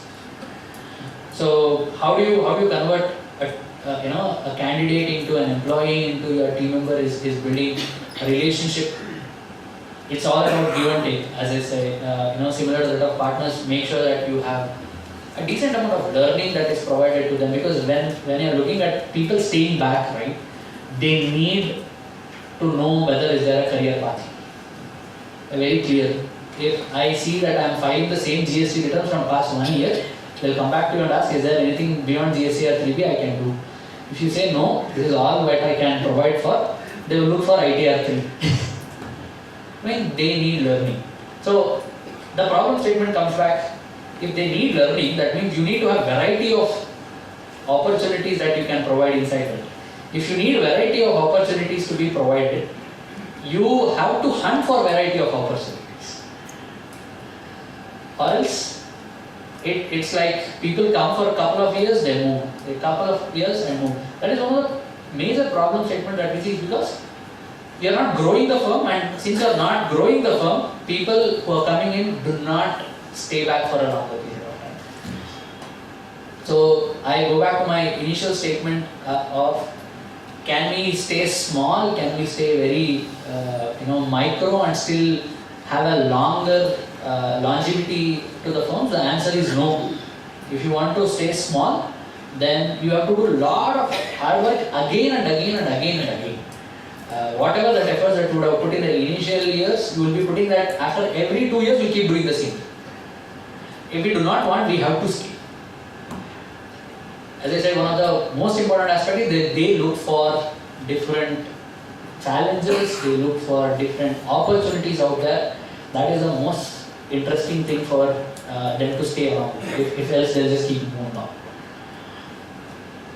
Understand, they are not your founding partners, they are not your partner team. So they are aspiring for bigger visions. If you are not that vision creator, if you are not leading towards it, then they move on. There's nothing into it. Because on work-life balance, transparency in their career paths, explain them, convey them. So these are the fundamental things that are there for us to build and have a healthy relationships. I would say, the best human HR practices, take them for dinner, go for a ride, have fun, engage themselves, do all possible engaging activities that are out there, because many times we are burdened by the deadlines by themselves, right? So let's break the shackles and go beyond, celebrate birthdays, anniversaries, cut cakes, because at the end of the day, people spend almost about 9-10 hours in their 24 hours inside organizations. On the balance 14 hours, of which close to about 8-9 hours goes away in probably sleep. Another 2-3 hours goes in other mundane eating, traveling, in Bangalore maybe another 3 hours extra. It goes across, so you will spend almost about 8-9 hours in your organization. So make it more vibrant, make it more colorful, make it more enjoying. So that makes them to stay in the organizations. So why am I insisting on this is mainly because if you as founding partners bring in this culture, then when you are scaling, you are adding more people, let's say managerial levels and all of these are the managerial levels which you are actually bringing them across, or probably you are upskilling the existing ones onto the managerial levels. They percolate the same values and theses back into the next levels. So the initial ones you have to put a lot of efforts in bringing these cultures and other things, then it starts percolating onto the next levels again and again. So the fundamental positioning goes and the responsibility goes on the initial founding team. So that's why I still kept, even in the current era, the founders happen to be the central pillars. So that's largely to do with the people management, because as I say, compliances and due dates kill lot of engagements, lot of retention activities, and that's why you see attrition to be one of the core things in most of the firms. If you want to tackle that, apply a decent amount of engagements, HR skills. In fact, I would say bring in experts from people management, conduct sessions, make them evolve beyond work as such. Small one on that, now on to the interesting one on the untold or unspeakable aspect many a times that we are told on our firms. We can't market, how do we still scale? One approach that I see is simply inherit from someone's legacy. Easier said than done. In Indian context, many a times you see legacy firms which are out there, which have a decent amount of legacy that is gone, and end of the day, why do we do marketing? It is primarily to do client acquisition. There's nothing beyond it, right? Now, one approach, as I said, inheriting the legacy, but it's pure luck and it is not in your hands. The other way is with intentions, with efforts. How can we do? And we have barriers. Very much, yes, there is no second thought about it. It is well respected also. I am not denying that it is a barrier. It's a well respected one, because the moment we start attaching ourselves into a regular branding, marketing approaches, the professional values gets demeaned. So it is very rightfully put by the institute, the marketing norms or the selling norms as such. But again, the requirement is you have to shout out, without which you will not be heard. So how do we balance both of them? So small thought across. So why does it matter? As I say, most important one is for clients. Second important is team. If you want your team, you have a stronger team, then you have a good client. Then you have a good clientele, then you'll be able to deliver. It's like a chicken and egg. Until you have a good clientele, people will not come and join. Until you have people, you will not be able to deliver the clientele rightful services. But we have to somewhere strike the balance. I would say build the team, then it is easier to acquire customers. Okay? Because when you have assignments, when you have work on hand, then you can't look out for people on it. So building a team is always the first. Next comes the acquisition. So when you are positioning yourself in the market, you need to do few things. So what can we do in terms of balancing?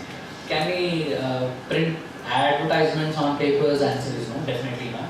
Can we convey on billboards that we can do? The answer is no. All of those, we already know what the regulations are. Now, if you go back and see the global firms, how they position themselves. have you ever seen an advertisement of probably a Big Four or a Big Eight or anyone outside India where there are no regulations as such? The answer is no. Even where there are no regulations as such, there are no marketing that is done. So what is the methodology that globally successful firms have tried, tested and been able to come across is thought leadership. This is the most powerful tool that I'm seeing in the past 4-5 years or last 7 years to be the crowd puller for anyone who is there out, not just the chartered accountant profession as such. Any profession, any practicing, let's say a chartered accountant, company secretary, or let's say audit firms, anything you can name it. The successful ones you will see doing this activity, which is content and only content. I'm not talking of Instagram Reels or YouTube Shorts. I'm talking of profound thought leadership. It's so sad that when I've been looking out on, let's take a popular platform called LinkedIn. 70% of the CAs are not on LinkedIn, or those who are on LinkedIn have probably a namesake account being created where the activity is very, very negligible. Am I right in this statement? Many of us have here, so we do not convey what we know. How can we draw clientele? Let's break it down a little more specific, because I feel this is something more deeper that we want to talk about. You want to establish as a firm, you want to establish and attract clientele. You cannot call them, you cannot pull them. How do they know that you even exist? How do they know that you even exist? I remember in my initial days of my practice, rather when I was about to set my practice, I was setting my office and I happened to chat with I was just walking with my friend and I said, hey look, I'll just put a big board, okay? Just put a big board so that people will see at it. And he made a very, very strong statement. It still is lingering in my mind. He said, Ganesh, this is not XYZ, Darshini, Upahar, Mandira. But people will look at the board and come inside. It doesn't matter whether you put a board, whether you put a glow sign, nothing. People will walk in for your professional expertise. You don't even have to put a board. People will simply walk in. But they need to know that you are an expert. How do you do a shout out to the outside world that you are an expert? Today, the only means that you can do is through the digital presence. So, my humble request is, if at all you are looking forward for scalabilities, please start writing. It could be on your practice areas, it could be on any of your fundamental theses that you think across. I'm not expecting you to say that I am at ICAI, put a post over there. I'm going for a trekking, put a post over there. I'm not talking of that. I'm talking of thought leadership. Let's assume for a moment that you had a client interaction in the morning, and that's a very, very strong case study for you to present to the outside world. You don't have to name the client. You don't have to convey the coordinates of this clientele as such. You can do a decent amount of masking, you can alter things. But go back home and write a small article on LinkedIn stating that what was the problem statement that someone came up with, and what was the diagnosis that you provided for, and how was the reaction and what was the solution. You might be wondering, Ganesh, isn't it free? I told this clientele this was a consultation that I provided, and it's a priced consultation. How can I How can I put it back onto a social platform and push it out? It should have been, probably someone else will read it and apply the same things. You all know that in the profession, each case study is different. Not every single case that you deal with is same of the other one. There will be a single variable that is going to be different. And if you are thinking somebody sitting in Gurgaon reads this and implements this, do you think that Gurgaon person would actually come back to Bangalore or write an email and take a consultation to you? No. Even otherwise, this could have been solved elsewhere in Gurgaon with someone else. Okay?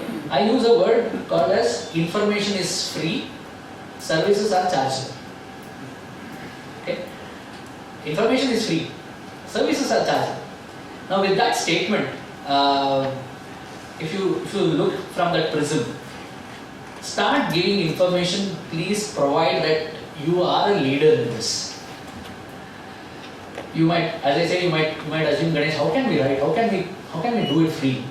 In my, again, I'm just taking examples of my earlier practice. Please excuse if it is wrong, or that there was a cross-border transaction discussion that happened, and they happened to approach me, and on the call we concluded it was a stranger call. It was not even through an acquaintance. It just came across with some reference which I could not even figure out. And they mentioned, Ganesh, we know by this, there's a cross-border transaction headache. We heard that probably you are one of this, in this sphere, you are one of the champions. I said, yeah, fine, that's totally good. Then they spoke of the problem statement for another 10 minutes. I told, okay, this is the case, this is how you have to deal it, this is how the solution is, this is how you have to execute it, and concluded the call. My friend was just sitting along with me on the conversation. He just heard and he said, hey, come on, this is supposed to be few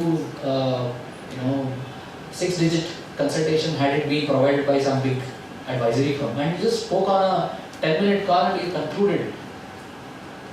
He said probably this next 10 minutes could have got utilized for something else, and this is going for a small advisory and I'm still okay with it. But he said, aren't you losing about it? My simple answer is, this problem statement, if somebody is calling me and taking the solution out of it, I am so confident that if not me, there could not be anyone else who can execute it. It so happened, they did go back to the big firms, they did convey, they told about this solution. In fact, they had gone to those big firms earlier also. They said, no, it is not possible.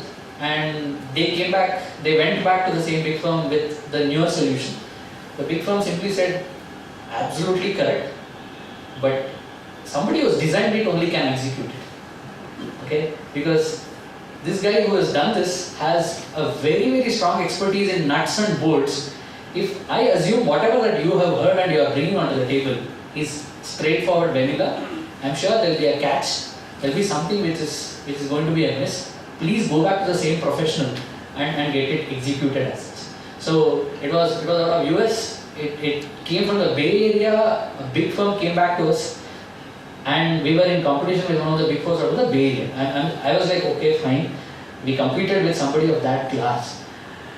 It went back to my value system for information is free. I also did not learn this from myself. I also read it somewhere. I also learned it from my peers. I also learned it from my mentors. I also read it some in some article, some case studies. Yes.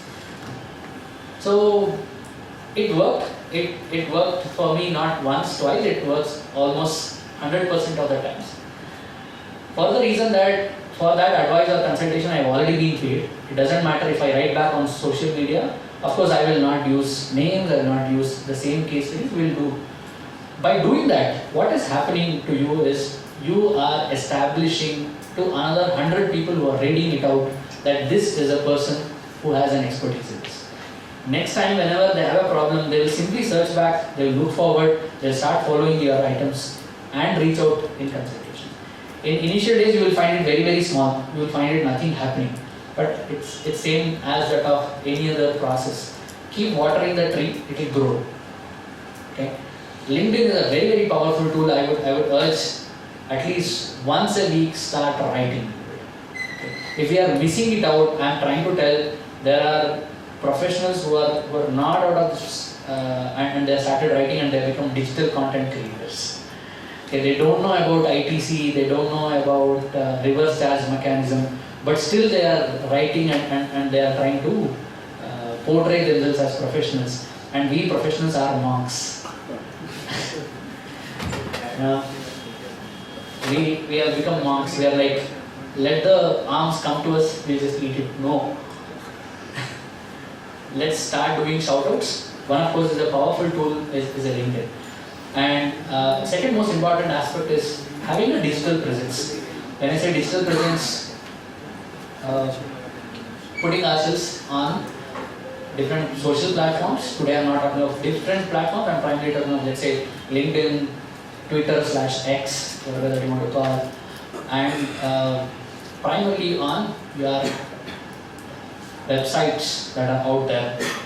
We hardly spend any money on our websites. Okay, if you go back and see, I run a tech company wherein which we sell our solutions for chartered accountants. In my salesperson asked Ganesh, we are selling these solutions, so I will find out which CA firms are there in Bangalore and what services they provide. Accordingly, I will do the sales pitch to them. I said, it's not going to work. You know why? I told, go to any CA firm, it will be the same content. Okay, it will be the same about us, services, where are we, who are the partners. Beyond this, there is nothing going to be there. There is no blog that is written. There is no newsletter that is being sent to the customers. There is nothing, no communication. If at all we sent communication, we sent the due date got extended. Come on, you are expecting somebody sitting in Germany who is intending to come to India and do business, and they do not have the capability of affording a Big Four or a Big Eight or anyone. They want to come and work with a medium-sized firm. How do they know that you have an India entry strategy? What is India entry strategy? Incorporations. Okay, so we are trying to say incorporation, somebody else calls it as India entry strategy. We do not even convey that we have an India entry strategy. So we have never visited Chamber of Commerce of Canada, Chambers of Commerce of France, which is there in Bangalore. If you simply go there and talk to them, sit with them and sign an MOU, they'll put your logo, they'll put your address for all the people sitting out there in France. Somebody who's sitting in, intending to do business in India, they have a Indian embassy, Indian Chamber of Commerce, a counterpart over there. The people out there, they go to that chambers and they ask, okay, can you give a trusted partner that is out there? They give you a list, they name you. But no, we are monks. We do not go beyond ourselves. So again, I'm talking on this thought leadership because we are swamped by due dates. Okay? It doesn't matter. That is an evil that you have to live with. There is no second choice. But make sure that you are spending at least about half an hour to 1 hour a week in writing things. And today with the likes of Gemini, GPTs, you don't need expertise to write, you just need prompts to write. Okay?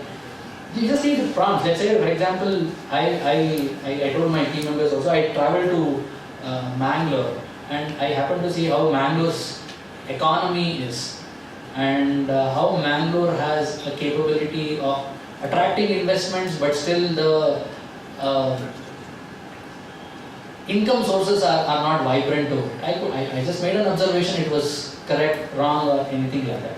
Started to write about it. I did not have too much of research knowledge. I use a lot of research tools like, let's say, Grok, GPT, Gemini, and I asked it, is this relevant? Is this economic approach is correct? Is there an imbalance? Is there a parity? It started giving me a lot of inputs. Understood. I crafted out into a small article, shared with my friends on Notion or Substack. It reached out to thousands of people. Then somebody's sending me a DM on Twitter saying that, hey, you have a very good perspective on looking at economics. I was like, okay, I'm not an economist, but I could get perspectives. If somebody is calling you or messaging you stating that on a very small component called on economics of a city, what happens if you start writing profound things? And please don't write on what happened on a particular case with XYZ versus so-and-so, Supreme Court of India versus, there's already out there. Okay? Start writing something more personal, more specific, more profound that you have dealt with. Start establishing that leadership, thought leadership through different mediums. So that is going to give lot of attraction, pulling things. Be participative on doing webinars. How often you all do webinars is unknown. Bring in clientele of yours, maybe at least once a month. It could be even half an hour webinar, still doesn't matter. Or let's not use the word webinar, just bring them on a Zoom call, bring them on a Google Meet. Your prominent clientele customers, because engaging customers is going to do a larger value add of upselling. You might be doing just a direct taxation work, but if they also know that you have a partner who also does indirect taxation, and if somebody else speaks on that day on a particular item, the clientele might have a indirect tax issue and they might bring it up as well. So start using this. To do this, you need to invest time. Understand that. Most of the time, again I go back, we are on deliveries, we are finishing our filings, we are talking to clients, we are invoicing them, but you are not going back and showcasing the works that has gone across. As I say, simple website, start building your reaches out there. This has a huge impact as compared to any other direct marketings that are in the industry. I'll just give a pause here because this has a lot of questions if required. I'll take with this. I have still a lot of items to talk, but this happens to be an important aspect many times I've been asked. Anything that you want to challenge me or impossibility or questions on purely outreaches and thought leaderships?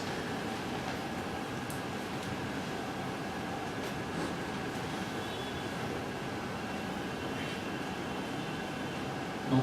Okay. Maybe I would give a small homework. Sorry.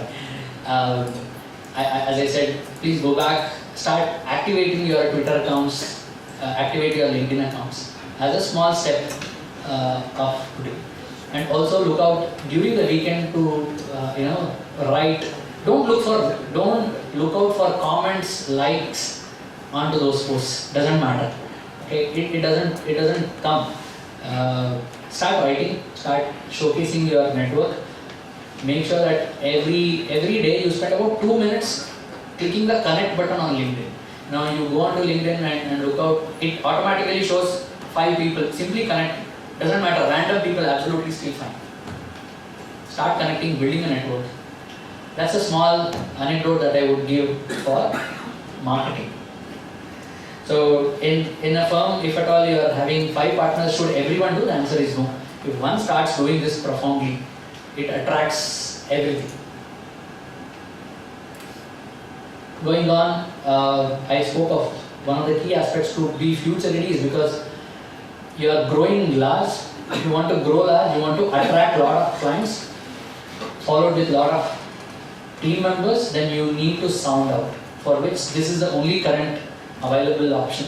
We can't do any direct marketing, but you can do thought leaderships. Next item that on to many of our list is making sure that we are all technology ready. Okay, what you need, core aspects is having an infra, process digitization, security, collaboration tools, and training. I'll just quickly take these. Of course, you have many of these, but I'm still stressing on few of those. Please make sure that you have a greater infra. Okay, I have unfortunately seen even in the current era that few CA firms still have a single computer that is connected to the internet and the rest of the network is not connected. If at all there is a filing that needs to be done, they take it through a pen drive, they push it onto a system that is connected, because they fear if there is a virus attack, the whole network is going to get disrupted. I mean, I've seen not just in, I'm not talking of tier 2 cities, I'm talking this in Bangalore itself. Okay. Please get out of all of, I mean, I'm not telling somebody is here, but I'm just trying to say that there are such things which is like 1950 eras. Please make sure that you are all embedded with good computing capabilities. Get out of desktops, make your organization very lean. From the CRT monitors, bring them back to the not thin monitors, but to laptops. Invest in infra, invest in technology, because that's going to give you a lot of returns. Do not hesitate in investing into in technology. Storage is one of the most key aspects. Please make sure that you have either in-house storage capabilities or at least an online storage capabilities, because data is gold for you. If there is a backup that is fired, nothing is retrievable. Probably all of your 10 years, 15 of years of your efforts is gone for a toss. Okay. So data is gold, so make sure that it is as safe as possible. Make sure that you are having good storage. Again, that goes back, investing into infra, investing into technologies, investing in tools that we are talking across. Should we hire one IT person into your organization? The answer is no, absolutely no, not a requirement. But there has to be one of the primary checklists in your capability building is making sure that you are technology ready and having all the required tools that are making sure for scalability as such. Reduce the files from bigger heaps to very paperless organizations. Bring as less as possible. Make sure that you are having file management systems, document management systems, workflows. These today do not cost much. Okay? It's very cheaper as compared to the earlier eras. So make sure that you have all the scanning facilities, paperless facilities enabled onto it. Because why am I mentioning? Because let's assume you want to become 500 employees, then you cannot expect so much of paper, so much of files. If you are having 5,000 clients, you cannot store all of them in a cabinet and somebody goes in and retrieves it. It has to be paperless. You might be wondering, aren't we already on this? If you do a small recce and a small survey, you will see many firms are still with a lot of huge paperworks, with a lot of burden on papers that is still there. Bring in cyber security aspects, firewalls, antiviruses, trusted licensed softwares. I take with a lot of insult many times when I happen to audit anything on licenses. We see still people using Microsoft's Windows XP that is out there, Windows 7s, and every time you see a small pop-up, this is not a licensed application. Today the costs are dirt cheap, and O365 can cost you around 150 rupees per month. Tomorrow, if whole of your Excels and Word documents can catch up with a small virus that is out there or a patch that is out there, it completely rules out. So make sure that you have licensed applications. Today I think apart from accounting licenses, you do not need, you need an O365 and probably some accounting licenses. Along with that, you need very minimalistic licenses that are out there, but make sure that you are having them. On the communication and collaboration aspects, bring in anything that is on cloud, let's say Teams, or let's say we're using the likes of Zoho, there is something called as Click out there, or let's say Slack that is there. Please come out of WhatsApps. I happen to see many firms still using WhatsApp groups internally discussing and all of these, because it has a limitation, it cannot scale as such. So bring in internal communications which are there. for you to build the knowledge base that is there. Of course, for workflow managements, you have Asanas, Trello. You also have something called as Zoho projects that is there. Please note that all these tools that I am going to talk across are never going to be plug and play. Okay? Please do not expect magics to happen. I'll take a small anecdote with this. Recently, I mean, as I said, we are into financial reporting applications and all of these, into AI. One clientele of us, another CA firms, they came on a demo and they said, Ganesh, what can your application do? I just explained, okay, these are the XYZ functionalities. It can draw data, it can integrate, it can build financial reports and all of these. Then the immediate question is, why doesn't it put disclosures by itself? Why can't it identify the reconciliations? Why can't it generate DIN number and automatically pull some things out of it? Why can't it populate the audit report clauses accordingly as per my data and other things? I think it is very, very good to hear. Probably we'll go another 3 years, 5 years down the line.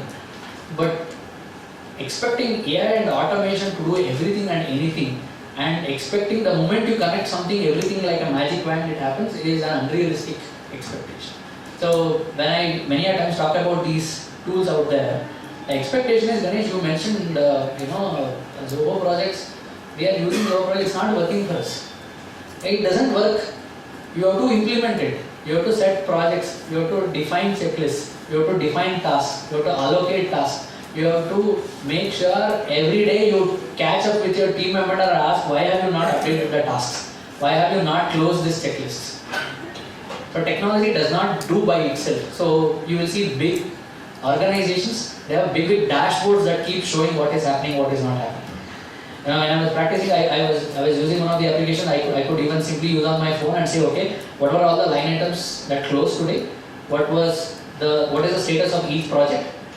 And how many man hours did we work today? Because let's assume for a moment one of our clientele came back to us and asked, Ganesh, you did not work for these many hours. I could simply send them the timesheet stating that these many hours my team worked for.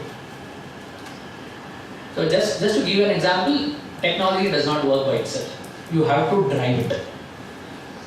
Another key important aspect is making sure that you are having simple 3 stages. Many a times we miss out. Enquiries, pre-sales and engagement. What exactly are enquiries? You will get requests from different corners as I was talking across. It could be a phone call, it could be a WhatsApp message, it could be an email, it could be a referral from different corners. Making sure that you are having a repository of all of them. I am using the word CRM, but you can convert that into an Excel sheet also.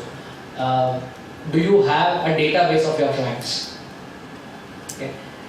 If the answer is no, then you are not in business. You are a monk.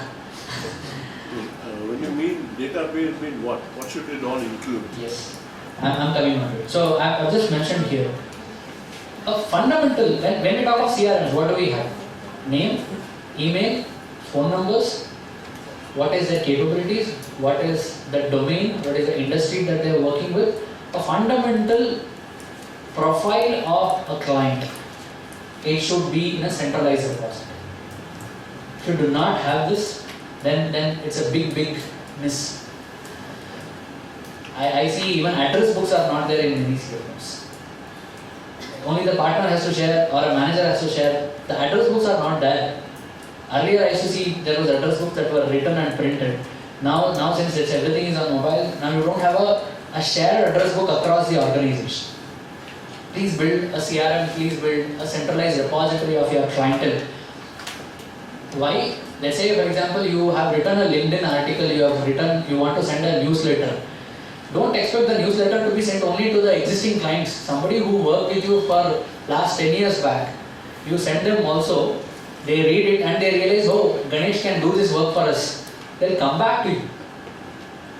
So having a repo of all of these has a huge benefit. So make sure that your inquiries are going into it. Post inquiries, make sure that you have a process of qualifying each of yours. I'm bringing these because most of the big firms do this. they qualify, they define the scopes, they go through a process of understanding your requirement, document that and create an engagement letter. It's not that somebody asks you what does this cost me and you simply respond stating that this costs me 20,000 rupees, this is about 50,000 rupees and I can do within the next 5 days. That is the precise reason why we will not be able to scale. Go through a process, set through a process. When I'm talking of setting a process, let's assume even if you are not there, your manager or your article or somebody else should still be able to close this inquiry. If that is not happening, then there is no process. It is a person dependent activity. So move from a person dependent process. One of the most important aspect happens to be inquiries. Make sure that you do a small discovery process, qualify them. Once you are done, take till an engagement closures. Engagement agreements, sign them, put the contracts in place, have them documented. I'm not expecting for every small ITR return you prepare an engagement letter. You know what to put into an engagement, what not to put into an engagement. But those which qualify, please do all. So these are the best practices that can lead for you to improve. This is something which very widely unpracticed area, which also happens to be a cost center. Okay. Most of the times we either fail or succeed because of delivery and QC functions. Because it puts your reputation at risk. There is no second verification once a particular item is done. Why? Because once a person is on a cost, it's already done. Why should I have one more person verifying it? Why do I need a QC on top of the existing functions? It's a cost center, yes, but it is a trust center. It builds trust because it is giving layer after layer. Delivery, when I am talking across, is on these. Using practice management tools or using project management tools. Okay, this is something which is most important. Let's say a client calls and asks, when can this be delivered? You cannot say that I'll let you know. Okay, let's assume the expected delivery of a particular assignment is due by another 5 days. You know it is due by 5 days, but let's say a client comes back and says, can I get this tomorrow? You know it is due by 5 days, but how do you make it happen by tomorrow? You have to have known means. So you need to know who are the people who are working on it, what is the status out of it, what can be allocated, can you pull some other team member from other team onto it and push it back. So these are the practices you can only do if you have a project management. You can know where you stand, what is the status of each work that has gone across. You will be able to know only once you have a project management tool. There are a decent amount of items that are there, as I said, Trello, Asana, which are freely available, or any other matters. But make sure that you have a structured deliverables. Large organizations, large CA firms, I have seen they have a delivery manager. The roles and responsibility of a delivery manager, again, when I am talking, even in the smallest or a proprietary concern, the requirement falls now onto the proprietor or the partner. They have to make sure that they have a project management embedded and they have a control over the things that are running their organizations. QC, I just mentioned across, prepare a reviewer concepts, make sure that you have checklists for everything, documentation and other things. I talk across different types of tools that are there in the market.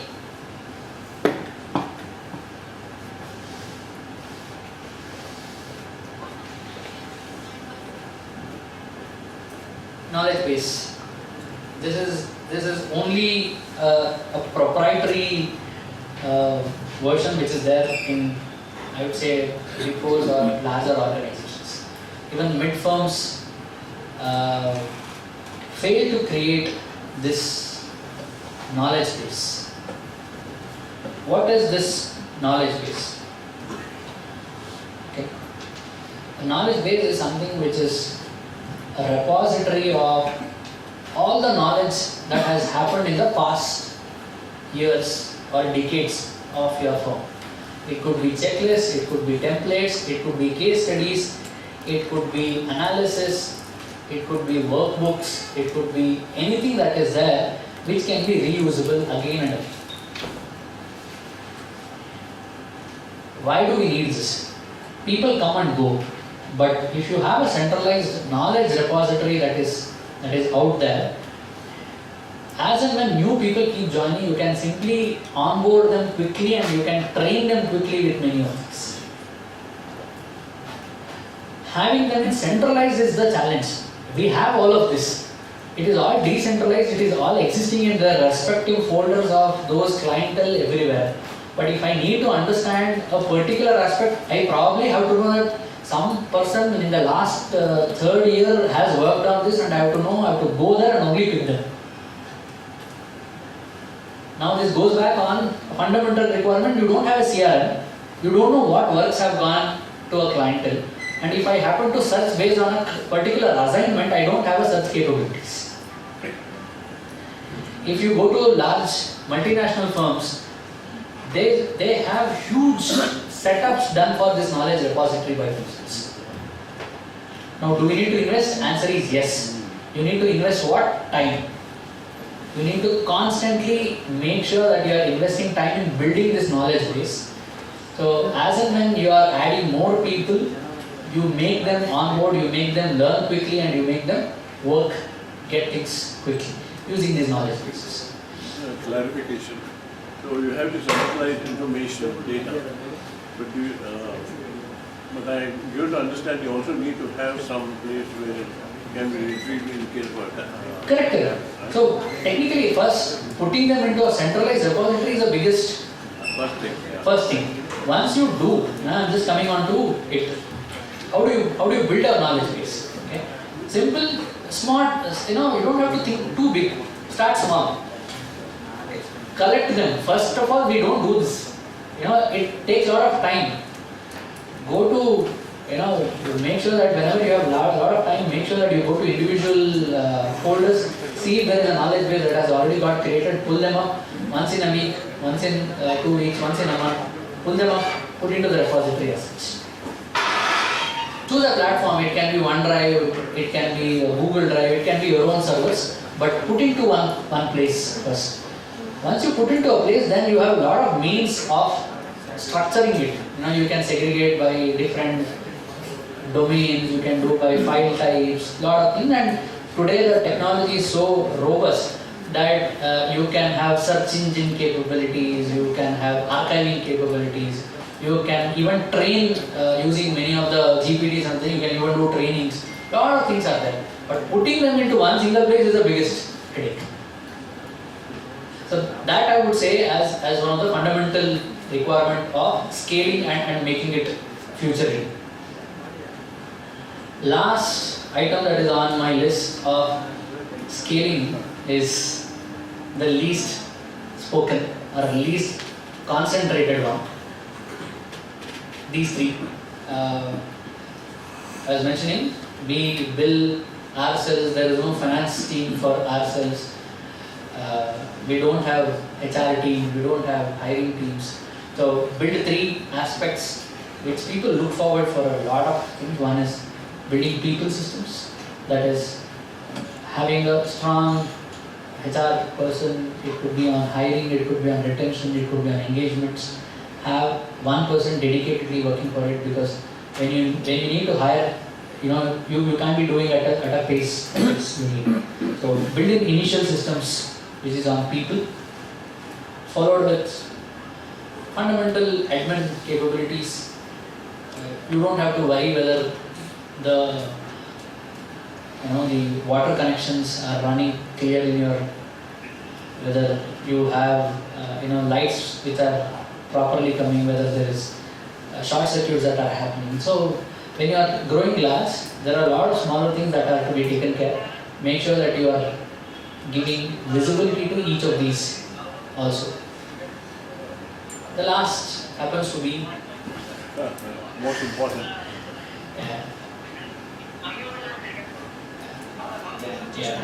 So today we fail in doing this prompt billing, prompt collection. Why can't we do this? Because we are again swamped on something else, compliances. So I strongly suggest having a separate finance team under your organization, within your organization, gives a very clear picture as to where you stand, making sure that you are compliant and your clients are also compliant. They should not come back and say that, hey, you sent an invoice but the GSTR is not reflecting it. Okay, that puts a negative. We have heard this also many times, right? So making sure that your own fundamental finances are managed by a team or an individual for that matter still holds good. So that puts an end to whatever we spoke on. What are all the things that are there? As I said, there are probably another 20-30 items that are future ready capabilities. Okay, but I touched upon the core functional ones, fundamental ones out there.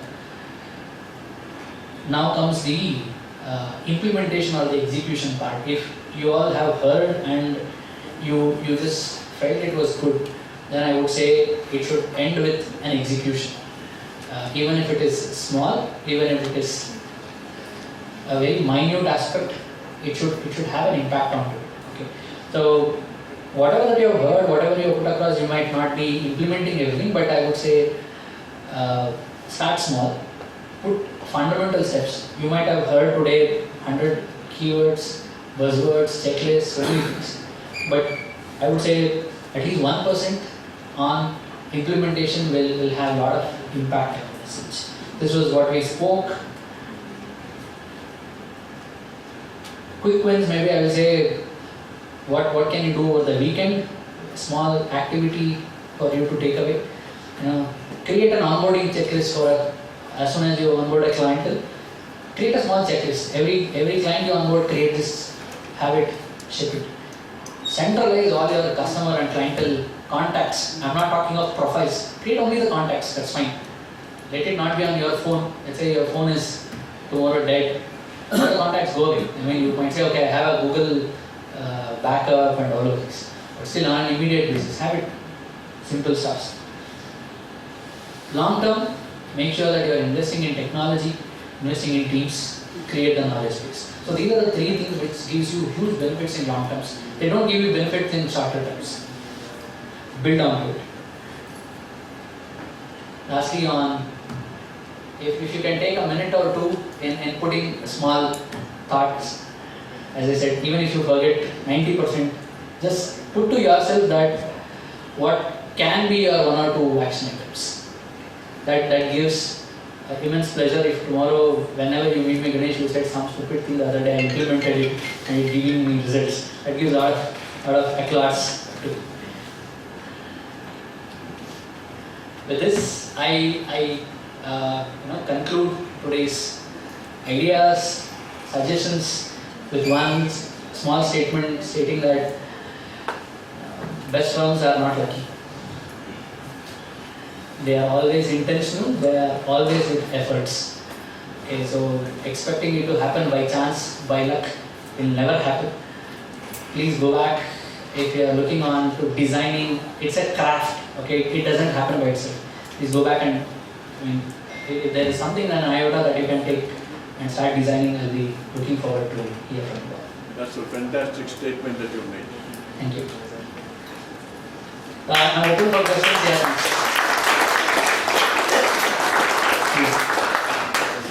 We hear a lot about AI agents right now. Are there any specific AI agents for CA firms at the present? No, don't worry. Agents are at the kindergarten levels. Yes, sir. Yesterday somebody else also asked me somewhere on some platform. You are talking of agents, I am talking of AI by itself. Okay?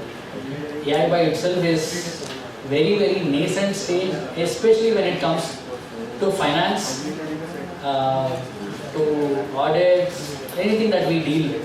Okay? For one simple reason. That reason being data.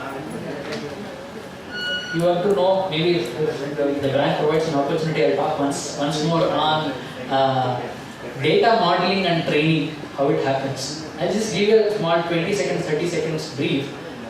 Understand that AI is like a kid. Okay? It does not know anything and anything. It has zero, but it has brain. So there is an inbuilt brain that is built by someone. It has to be trained. Okay? Training is a basement for any AI model to work. Now, how does this training work? Training works on data. You cannot train on random things. If you train on random things, it will give you random outputs. So you have to train first on what? Data.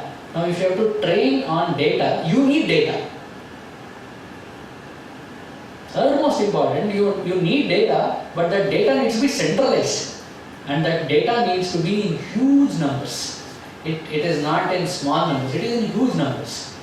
Today, the position at which we are is all of these data. Let's take a classic example, the data of financial statement, because I'll just give my own AI tool capabilities that we have done.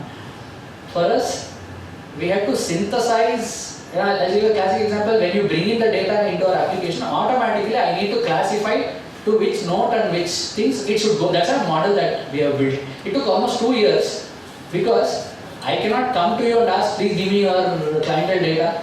You will not give, and you cannot give either. What we have to do, we have to synthesize, we have to build synthetic and artificial data over the past 2 years. Almost about 2 million ledger classifications have to be artificially built. Train them, lose the models, train them, burn the models, do all of this. Okay, it's huge. Whatever you are seeing OpenAI or ChatGPT today was not started in 2021. It started in 2011, 10. It started 10 years back. Okay. The foundational structures for all of these AI did not happen in 2000s. It started in 1980s, along with the mathematical and statistical models. So whatever that we are seeing today, AI agents, MCP for that matter, okay, the protocol that are coming across, all of these are profound, but I'm giving you the warning as well as with a timeline. The timeline could be probably another 3-4 years, within which it can catch up very soon. So within which become something beyond compliances, because AI agents gonna kill all of your compliances. Okay, it can read your bank statement, it can classify, it can prepare an R&P account, but it does not know whether a drawing that you drawn out of the bank was income tax permissible. Is it I can push into another partnership firm as an investment. If I draw from that partnership and invest into another firm, it takes quite amount of time. For that to happen, can it happen? Answer is yes. But all of those data has to come onto a centralized platform, which will not happen because of the financial stringent requirements that we have, and we do not publish all of these. It does not. Data security, not security, I would say data availability is the biggest. Once that happens, then all the compliances are out of job for CS. Thank you.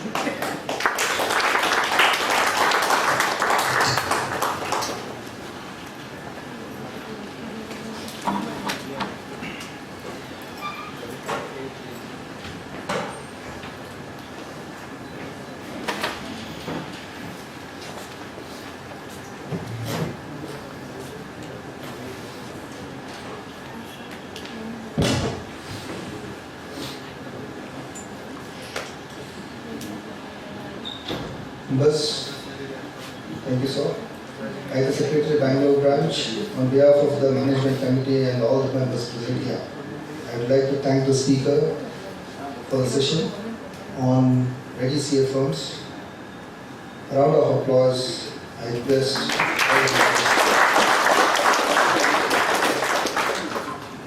members. I request the chairman, Bangalore branch, Benjamin Kalusa, to please present a memento as a token of appreciation and gratitude.